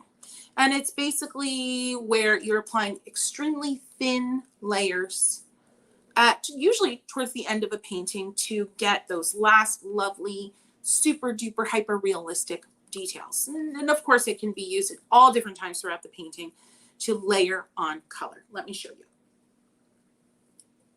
you. Okay. So I am using my cat's tongue from my collection and my brush was not clean. That's actually kind of cool. Happy accident there. Thank you, Bob. If you're wondering what in the heck I'm saying, I'm not actually losing my mind. Bob Ross coined the happy accident theme and phrase. And it basically is when something wonderful happens and you absolutely 100% were not planning it. All right. I'm going to leave those go while I talk about glazing. This is definitely a staple of my style. Bear with me. I'm going to grab something. You're going to hear some noise, but I think it's important. I wish I would have thought of it when I was planning this live so I could have come prepared. But, you know, artist brain.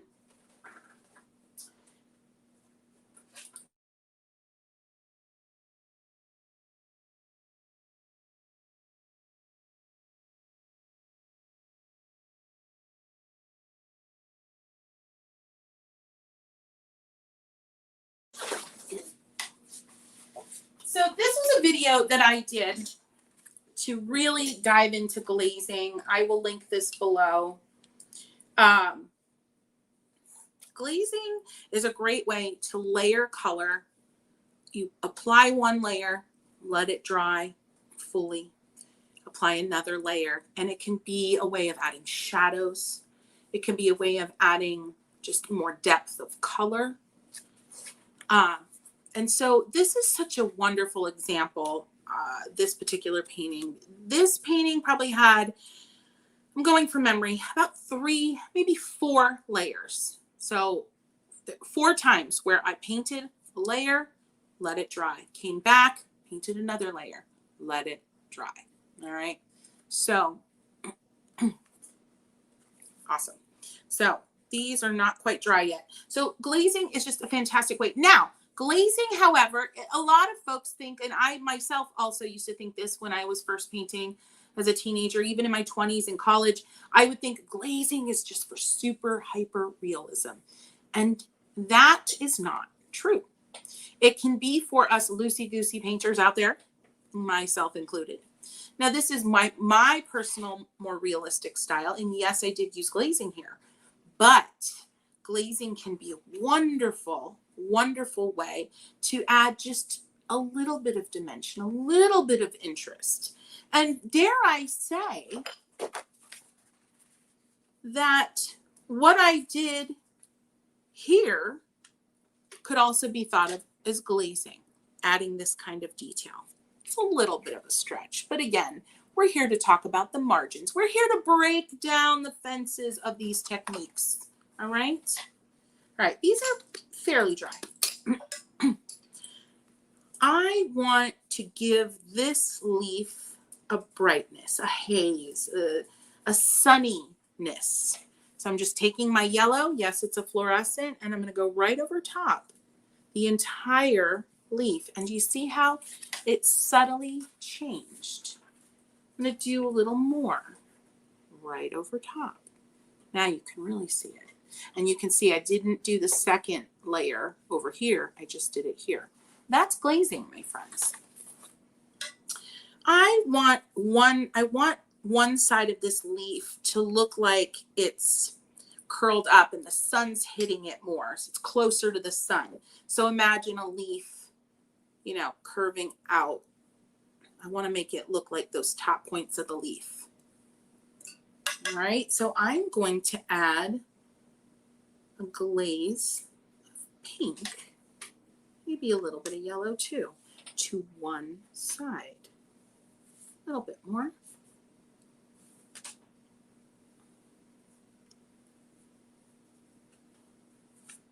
A little bit more. I tend to be a little bit more tentative with my glazing, so I leave room for decision making and for changing course.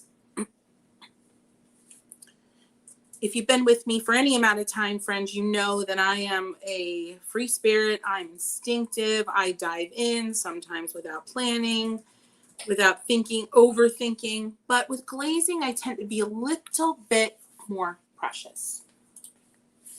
Yes. Virginia, yes. Let the piece dry. So in this video, I talked about the impact of dry time on the glazing layers, because this only dried here for about a minute, right? It really, barely a minute. If I go into this and add any more friction, I'm going to start lifting up that olive green that's underneath that pink, and it's just going to start to become a little smudgy. And that's not what you want. You want these luminous layers that almost hover on top of one another, right?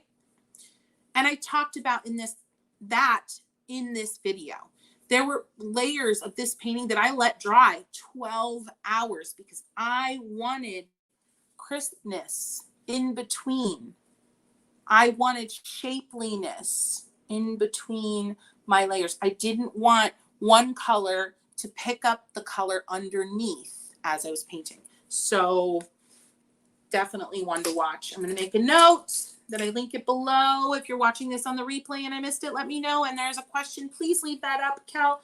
I will get to that. All right. If you're enjoying this, friends, you're liking the way I'm talking about glazing, if I've given you an aha moment, or if I've just plain inspired you and you can't wait to paint later today, would you say, I'm here, exclamation point, or give me a heart? Give me a heart. Give me some love. All right. What I'm curious is, can watercolor be used effectively for portraits or city and more industrial scenes, including people? Oh gosh, yes. What I want you to look up is urban sketching. Just Google urban sketching, do a hashtag search of urban sketching, and you are going to see just how magical watercolor can be for architectural renderings and cityscapes. And oh yeah, urban sketching, look it up. Fantastic. Okay, so dry time in between layers. Dry time is key. Make that note, in between layers. That's key. But again, I didn't have hardly any dry time here and it still worked. What is the difference between watercolor paint in pans and watercolor paint in tubes? Depends on the manufacturer. Winsor & Newton is a great example. I'm just going to keep glazing. I'm going to go up here and glaze something while I'm explaining this. Winsor & Newton is a great example. Winsor & Newton tubes, so we're told, are made to be used direct from the tube and not cured in or not put into half pans and re-wet. I have always made half pans from Winsor & Newton tubes and never noticed a problem. So in most cases, there is no difference. I do a lot of palette making. My Daniel Smith, for example, I took the tubes, I added a magnet into the half pan, and I squeezed that paint into my half pan from the tube. And it's cured. When I spray it down, it re-wets. Winsor & Newton, if anyone else knows of any other brand manufacturers of paint that has made a delineation between how the tubes are used and how the pans are used, please let us know in comments. Can rubbing alcohol work well with watercolors? I have found no. I have tried it, and it doesn't, on just maybe on INSPO papers. Legion paper makes a paper called INSPO. It's like a slippery surface paper, maybe. But at that point, you're not going to get the same kind of alcohol ink effect that you might be hoping for. But if anyone else has any hacks for that, let us know in comments. That's a good one. Elaine, oh good, Kelly, you highlighted Elaine's question. Do you use as your first layer a dark color, or does it need to be start with a light color? Traditionally speaking, you want to start with a light color for your glazing. However, let's go to this dark leaf here. Let's do this. Let's do it.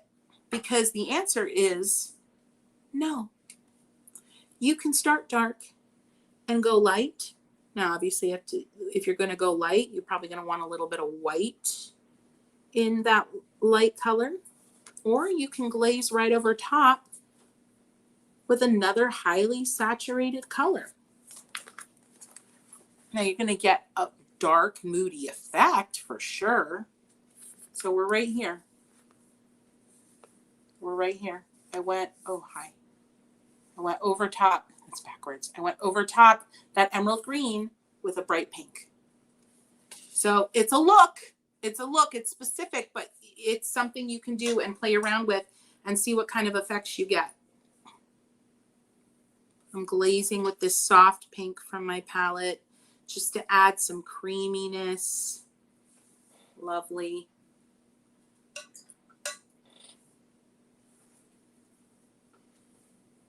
Lovely. All right. Woo, how we feel. This is a lot. This is a lot. Let's get into linear detail, and then we's gonna be painting. We're gonna be painting. Did I miss any? Just want to make sure I didn't miss any. Okay, I didn't miss any. Keep those questions coming, friends.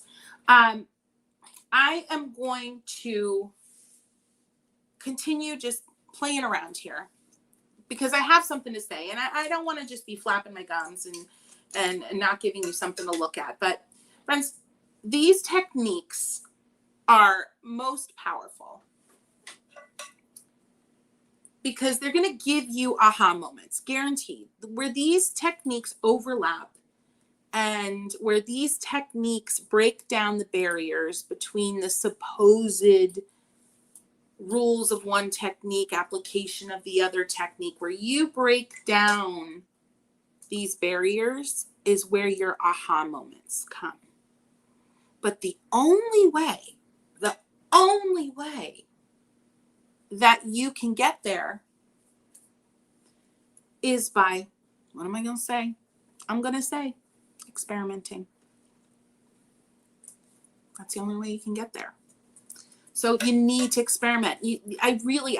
I know myself, I have learned to love these grids. I've learned to love them, but I didn't always love these grids because I wasn't creating an actual painting. Double. I wasn't creating an actual painting, and that felt like a waste of time somehow. It did. But this isn't a waste of your time, friends. These techniques are like a spider web. I'm sorry for our arachnophobes here. Is that the right word? Yes. But these techniques are like a spider web. And there are some parts of the web that are more important structurally speaking. But they all connect. And they all wrap around each other for strength. And I'm sorry, but when I see a really beautifully executed spider web, I am slightly grossed out, but I'm also in awe of how it all comes together to create that wow moment, right? And that's what we're looking for here. That's what we're looking for here. So to get to that wow moment, to get all those techniques and branches and arms of the watercolor game to come together, you've got to paint some ugly. You got to paint a lot of ugly, like this leaf's getting a little ugly. But you know what? It led me somewhere. It taught me something. Even though it's only like 20 seconds, it taught me something, right? So I want you to do these exercises, paint along with me. Even if it takes you a couple weeks and you do like 10 minutes a day, do it. Because this is where you're going to figure out the interconnectedness. This is where you're going to start de-compartmentalizing these techniques. This is where you're going to find the overlap. And oh my gosh. Okay, now, Haley's checking your ceilings for spiders.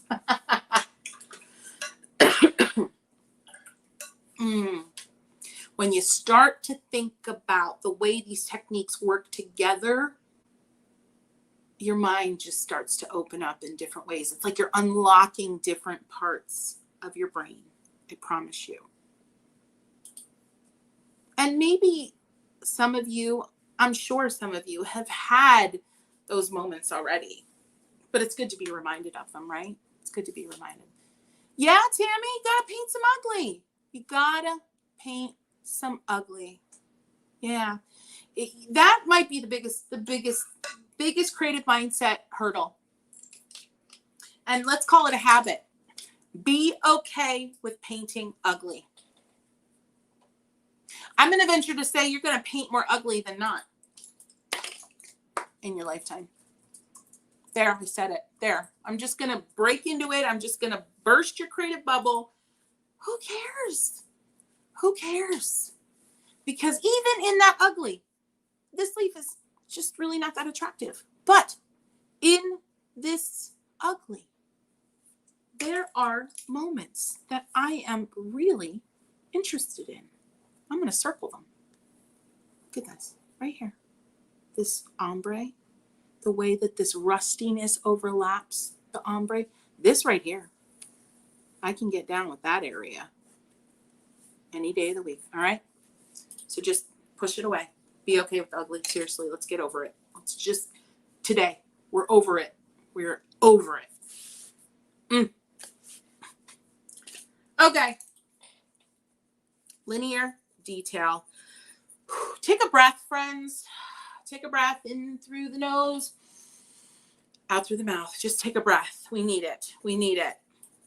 I know watercolor. I always say watercolor is like a deep breath for the creative soul, and it is.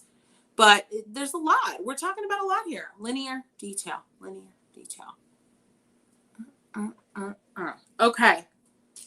Now, do you need a liner brush to do linear detail? No. Do you want a liner brush to do linear detail? I'm going to say probably yeah.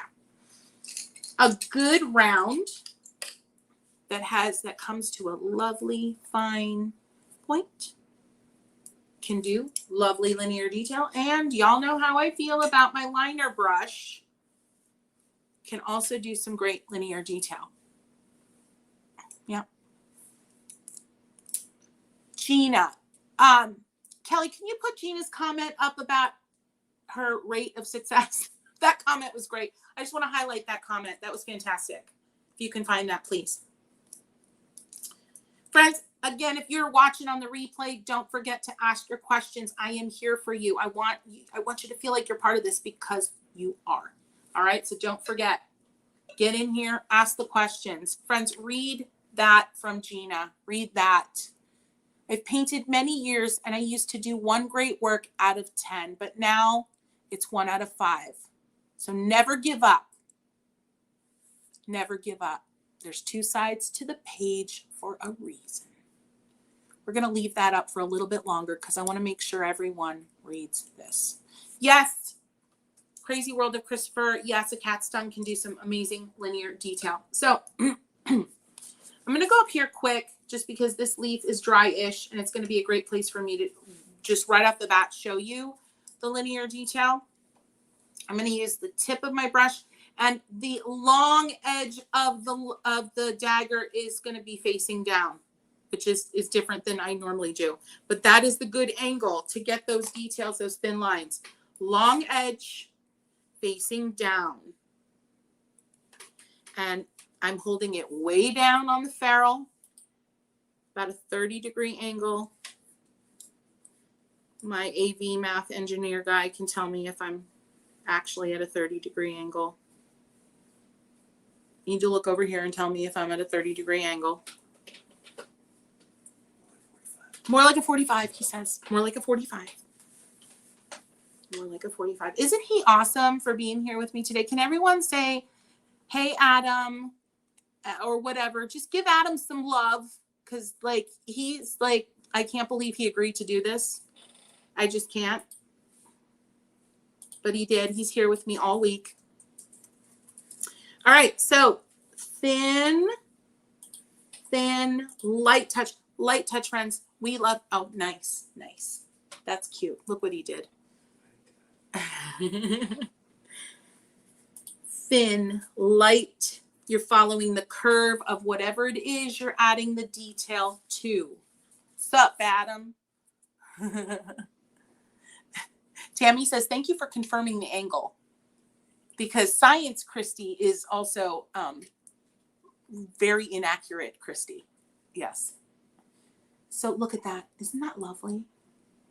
Okay, but here, it is lovely. But it's probably the technique that it's got the longest learning curve. All right. So I'm going to create some of these lines with 3 different brushes, and I'm just going to talk as I do it. And let's just talk through this. And if you have questions, let's get them answered. I'm loading up.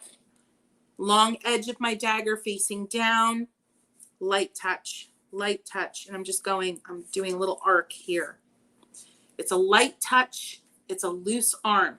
I am not working from my wrist primarily. I mean, let's face it, you're going to move your wrist, but I am engaging my entire arm.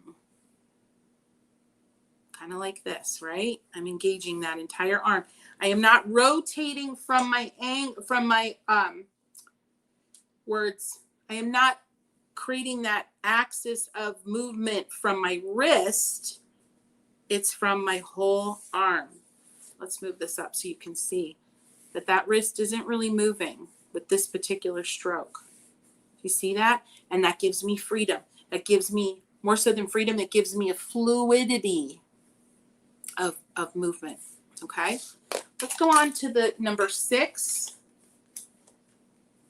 Let's see how thin we can get it. Same hold. Pretty thin. This technique, mastering this technique, takes a lot of practice. So be kind to yourself. Be gentle with yourself. And maybe this is a technique that isn't something that gets you super excited. It's something that I love and I use all the time. But if it's not for you, just skip over it. It's fine. You can skip over it. Now, linear detail doesn't always need to be thin, friends. A little bit higher up on the brush. See that hold? But look at that gorgeous line quality. Okay? Linear detail also doesn't need to be the same thickness along the stroke. You can change your pressure. Change your pressure. Imagine what you can do with stuff like that, with marks like that. Let's move on to the Mac Daddy. Let's face it, this is the one. This is 100% synthetic, nylon bristles, and you're going to get the thinnest lines, the easiest in my opinion, with a liner. Notice the hold. I've got my middle finger on that ferrule. It's farther down. You could also go perpendicular depending on where you're at in the painting, what you're trying to do. Use your pinky finger to brace your movement. See how I'm doing that? To brace my movement. Let's see if I can get you a better angle on that. Using that pinky finger. See where my pinky finger's at? Brace that movement. There she is.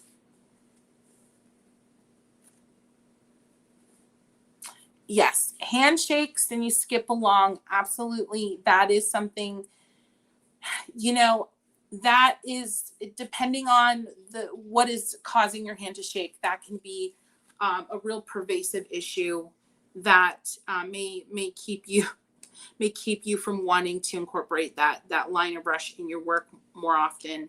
But there's some ways to combat that. You could also try, if you have handshakes, is to actually try it differently. Hold the brush up higher and go more perpendicular, and really, really loosen up. Holding it down here is a tighter approach, tighter control. Try it up here and see how that feels in terms of the shakiness. Try that.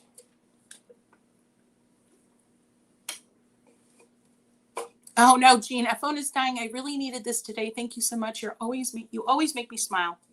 We'll catch the rest later.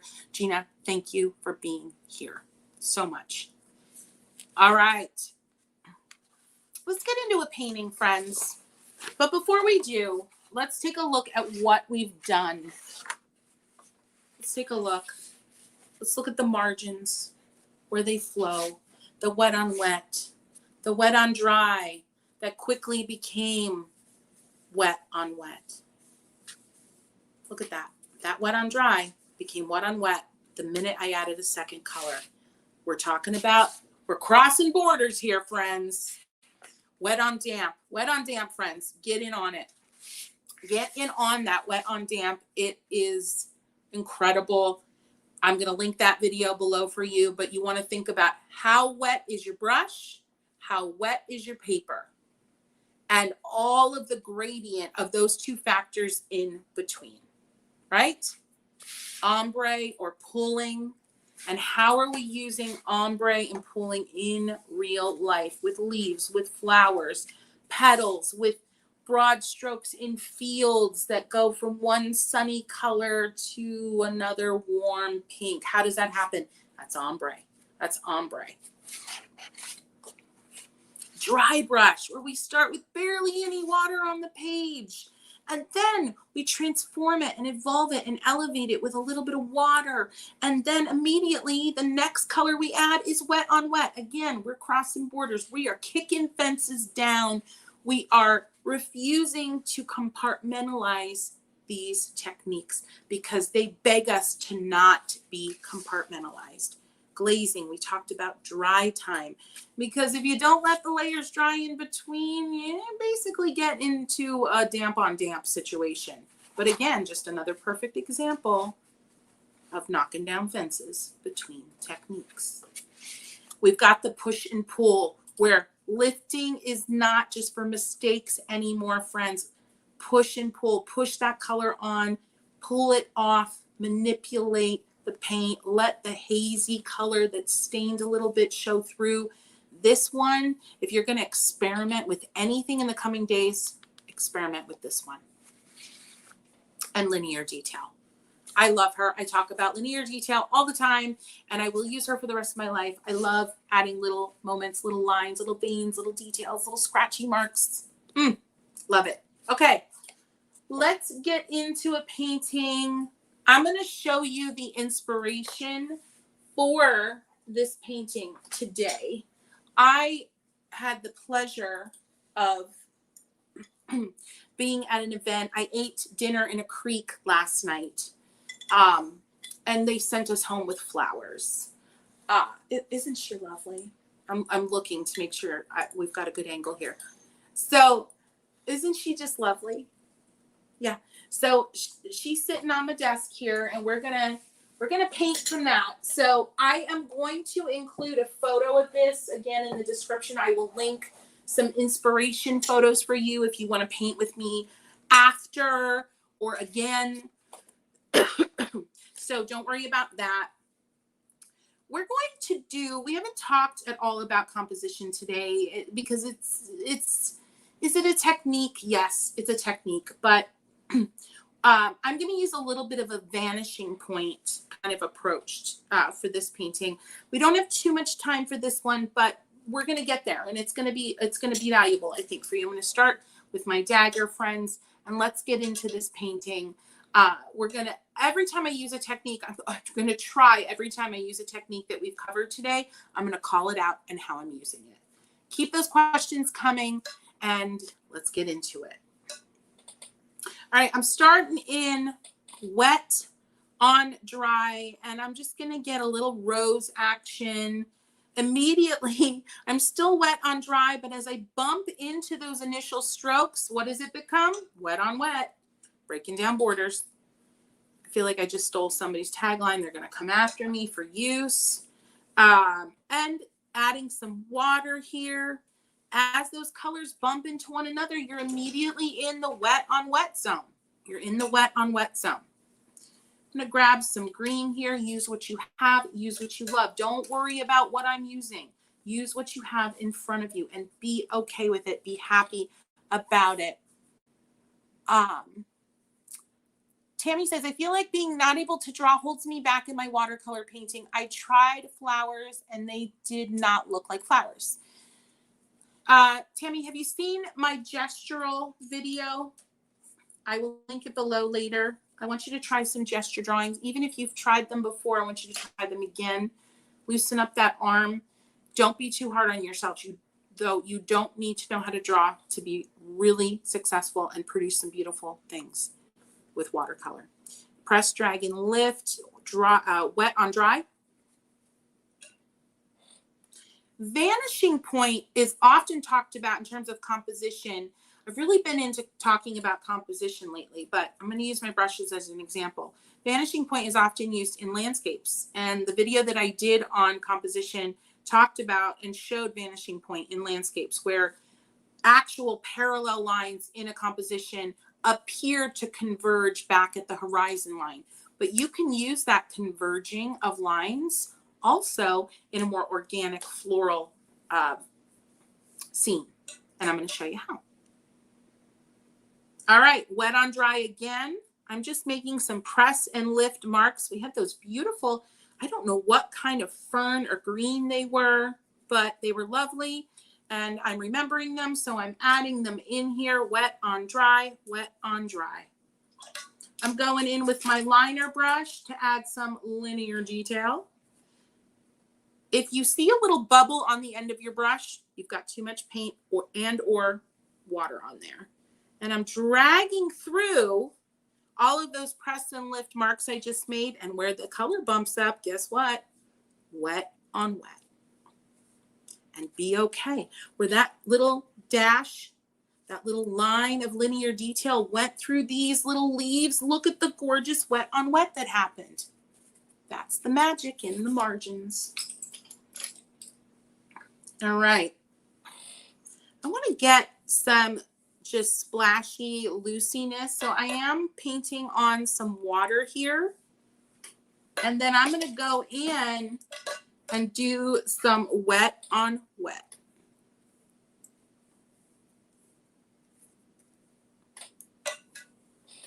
Boom, wet on wet.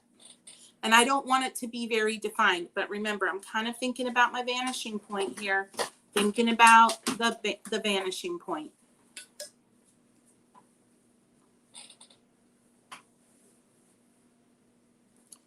Wet on dry, but it's going over top of a dried area here. And friends, that's actually glazing right there. I glazed a little. And notice the different use of glazing. It's more modern. It's more, oh my gosh, Elaine, thank you so much. Good heavens. Wow. It's glazing, but in a fresh and modern way. And I absolutely adore this. And I pray that I can just stay away from that area and not touch it because I love it the way it is. All right. All right. Let's get some pink here. I want another leaf. That was a happy accident. I had red on my brush. I don't even know how that happened. Ombre, friends. Ombre. And yes, I'm being a crazy gal and I'm making the craziest color leaf, but I don't care. Dry brush. We went from ombre to dry brush. My dear, dear friends, I hope I'm not overusing that. I do feel like we're friends. I am so excited about what happened here. These fences are destroyed. They are in tatters on the grass. Look at this. this. I laid down pink. I had some red on my brush I forgot about. I laid down peach right next to it, that ombre pulling, and then I let the color run out into a dry brush, and I am walking away from that happiness. Walking away. I like that peach so much.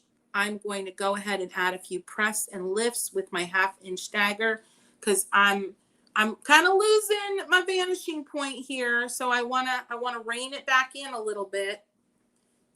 Wet on dry, wet on dry, wet on dry. But honestly, there's so little water on my brush. I didn't reload water there. That is more dry brush. Look at that. Good. This is just that pure kind of emeraldy green from my palette. Love that. Love it. I'm going to go ahead and get a bigger rose up in here so I can get back into my vanishing point compositional thing. Wet on dry. As I'm bumping colors next to one another, I'm very aware that it's actually becoming wet on wet, or at least damp on damp.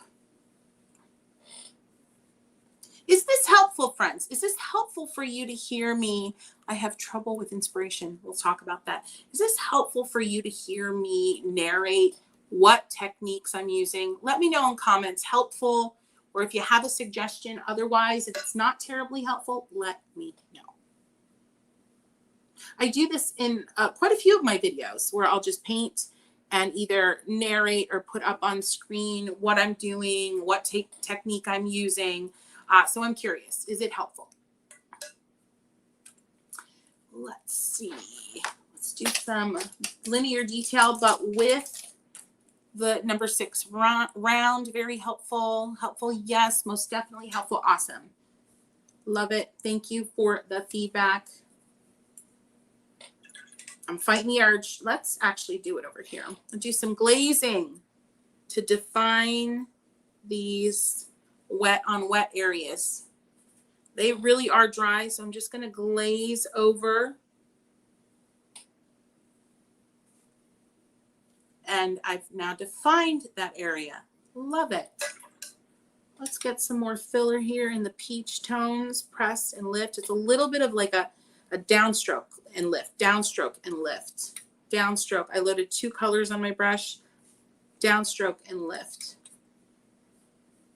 And we're still kind of getting that vanishing point. It's subtle, but it's still I'm okay with it. It's still working somehow. Ombre. Wet my brush to continue the ombre. I don't want it to go into that dry brush realm too much more. And then wet on dry, but I know that this area here is wet, so it's going to explode. And these are the kind of anticipations you need to have going on. I know it's going to explode. I actually want it to explode and be a little bit of a wet on wet situation there. Look at that. That was wet on damp. I went from wet on wet. I literally went from wet on dry up here. It bumped wet on wet and then wet on damp. Wet on damp. Wet on damp. I like it. I do. The chatting is very helpful. Thanks, Barb. Thanks, Barb. I'm so glad. We have been here for 2 hours and almost 15 minutes. We're going to wrap up here soon, friends. If you haven't subscribed, I don't often ask for subscribes, but you know, if you've been hanging around for a while, you've gotten some value out of this, I would love if you would subscribe, hit the bell so you get notified. I post 3 times a week, friends. It's crazy, but I love it. I love it. I can't stop. So if you're feeling it, go ahead, give the video a boop. That's a like. Go ahead and hit the subscribe button. And I'm going to go ahead and get some linear detail up in this rose.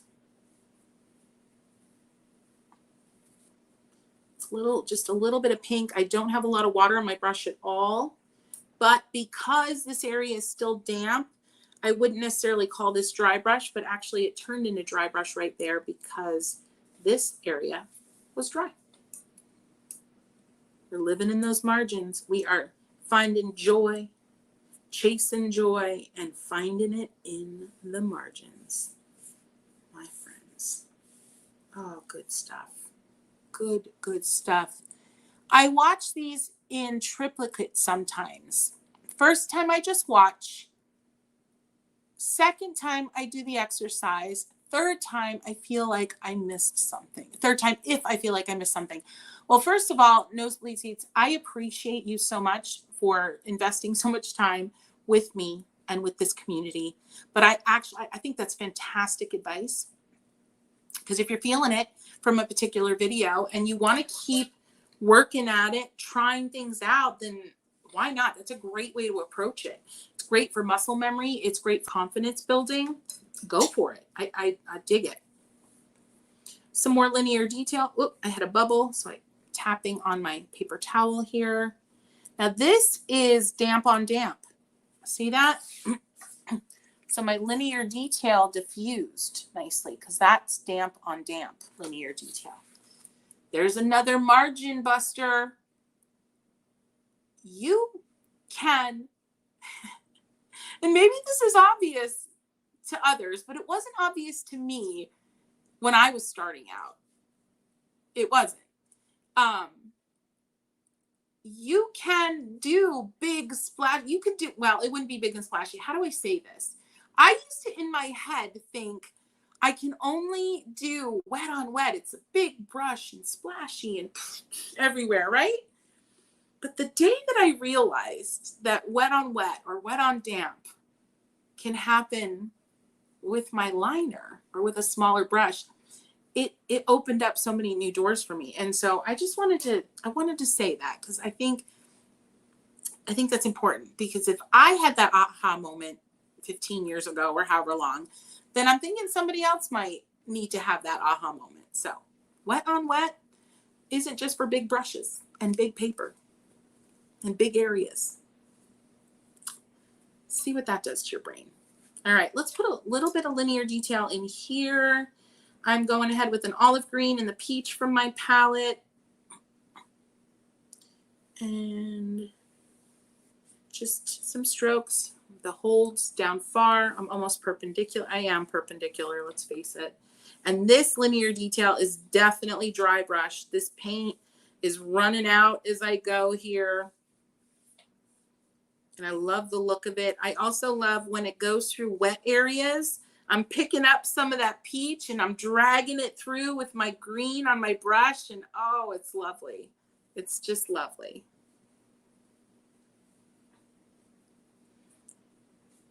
I'm going to go ahead and just add some little dots and dashes. This is what I would call dry brush, most likely.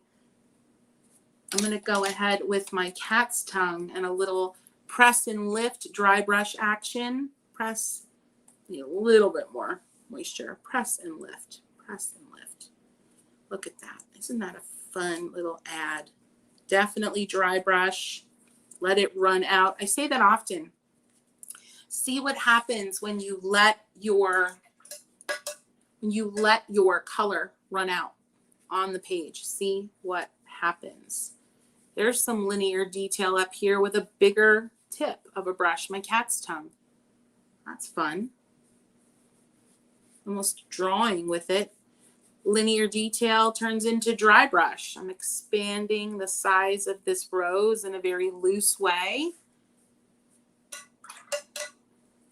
I want to do a little pushing and pulling here. See if I can soften this pink I laid down. It's a little bright. So I am using my lifting here more so as a mistake corrector than anything else, but we know that's not its only use. Pull, pull, pull. It's working. Pull. Love it. That's good. My brush is dry, but I want to kind of pull that pink.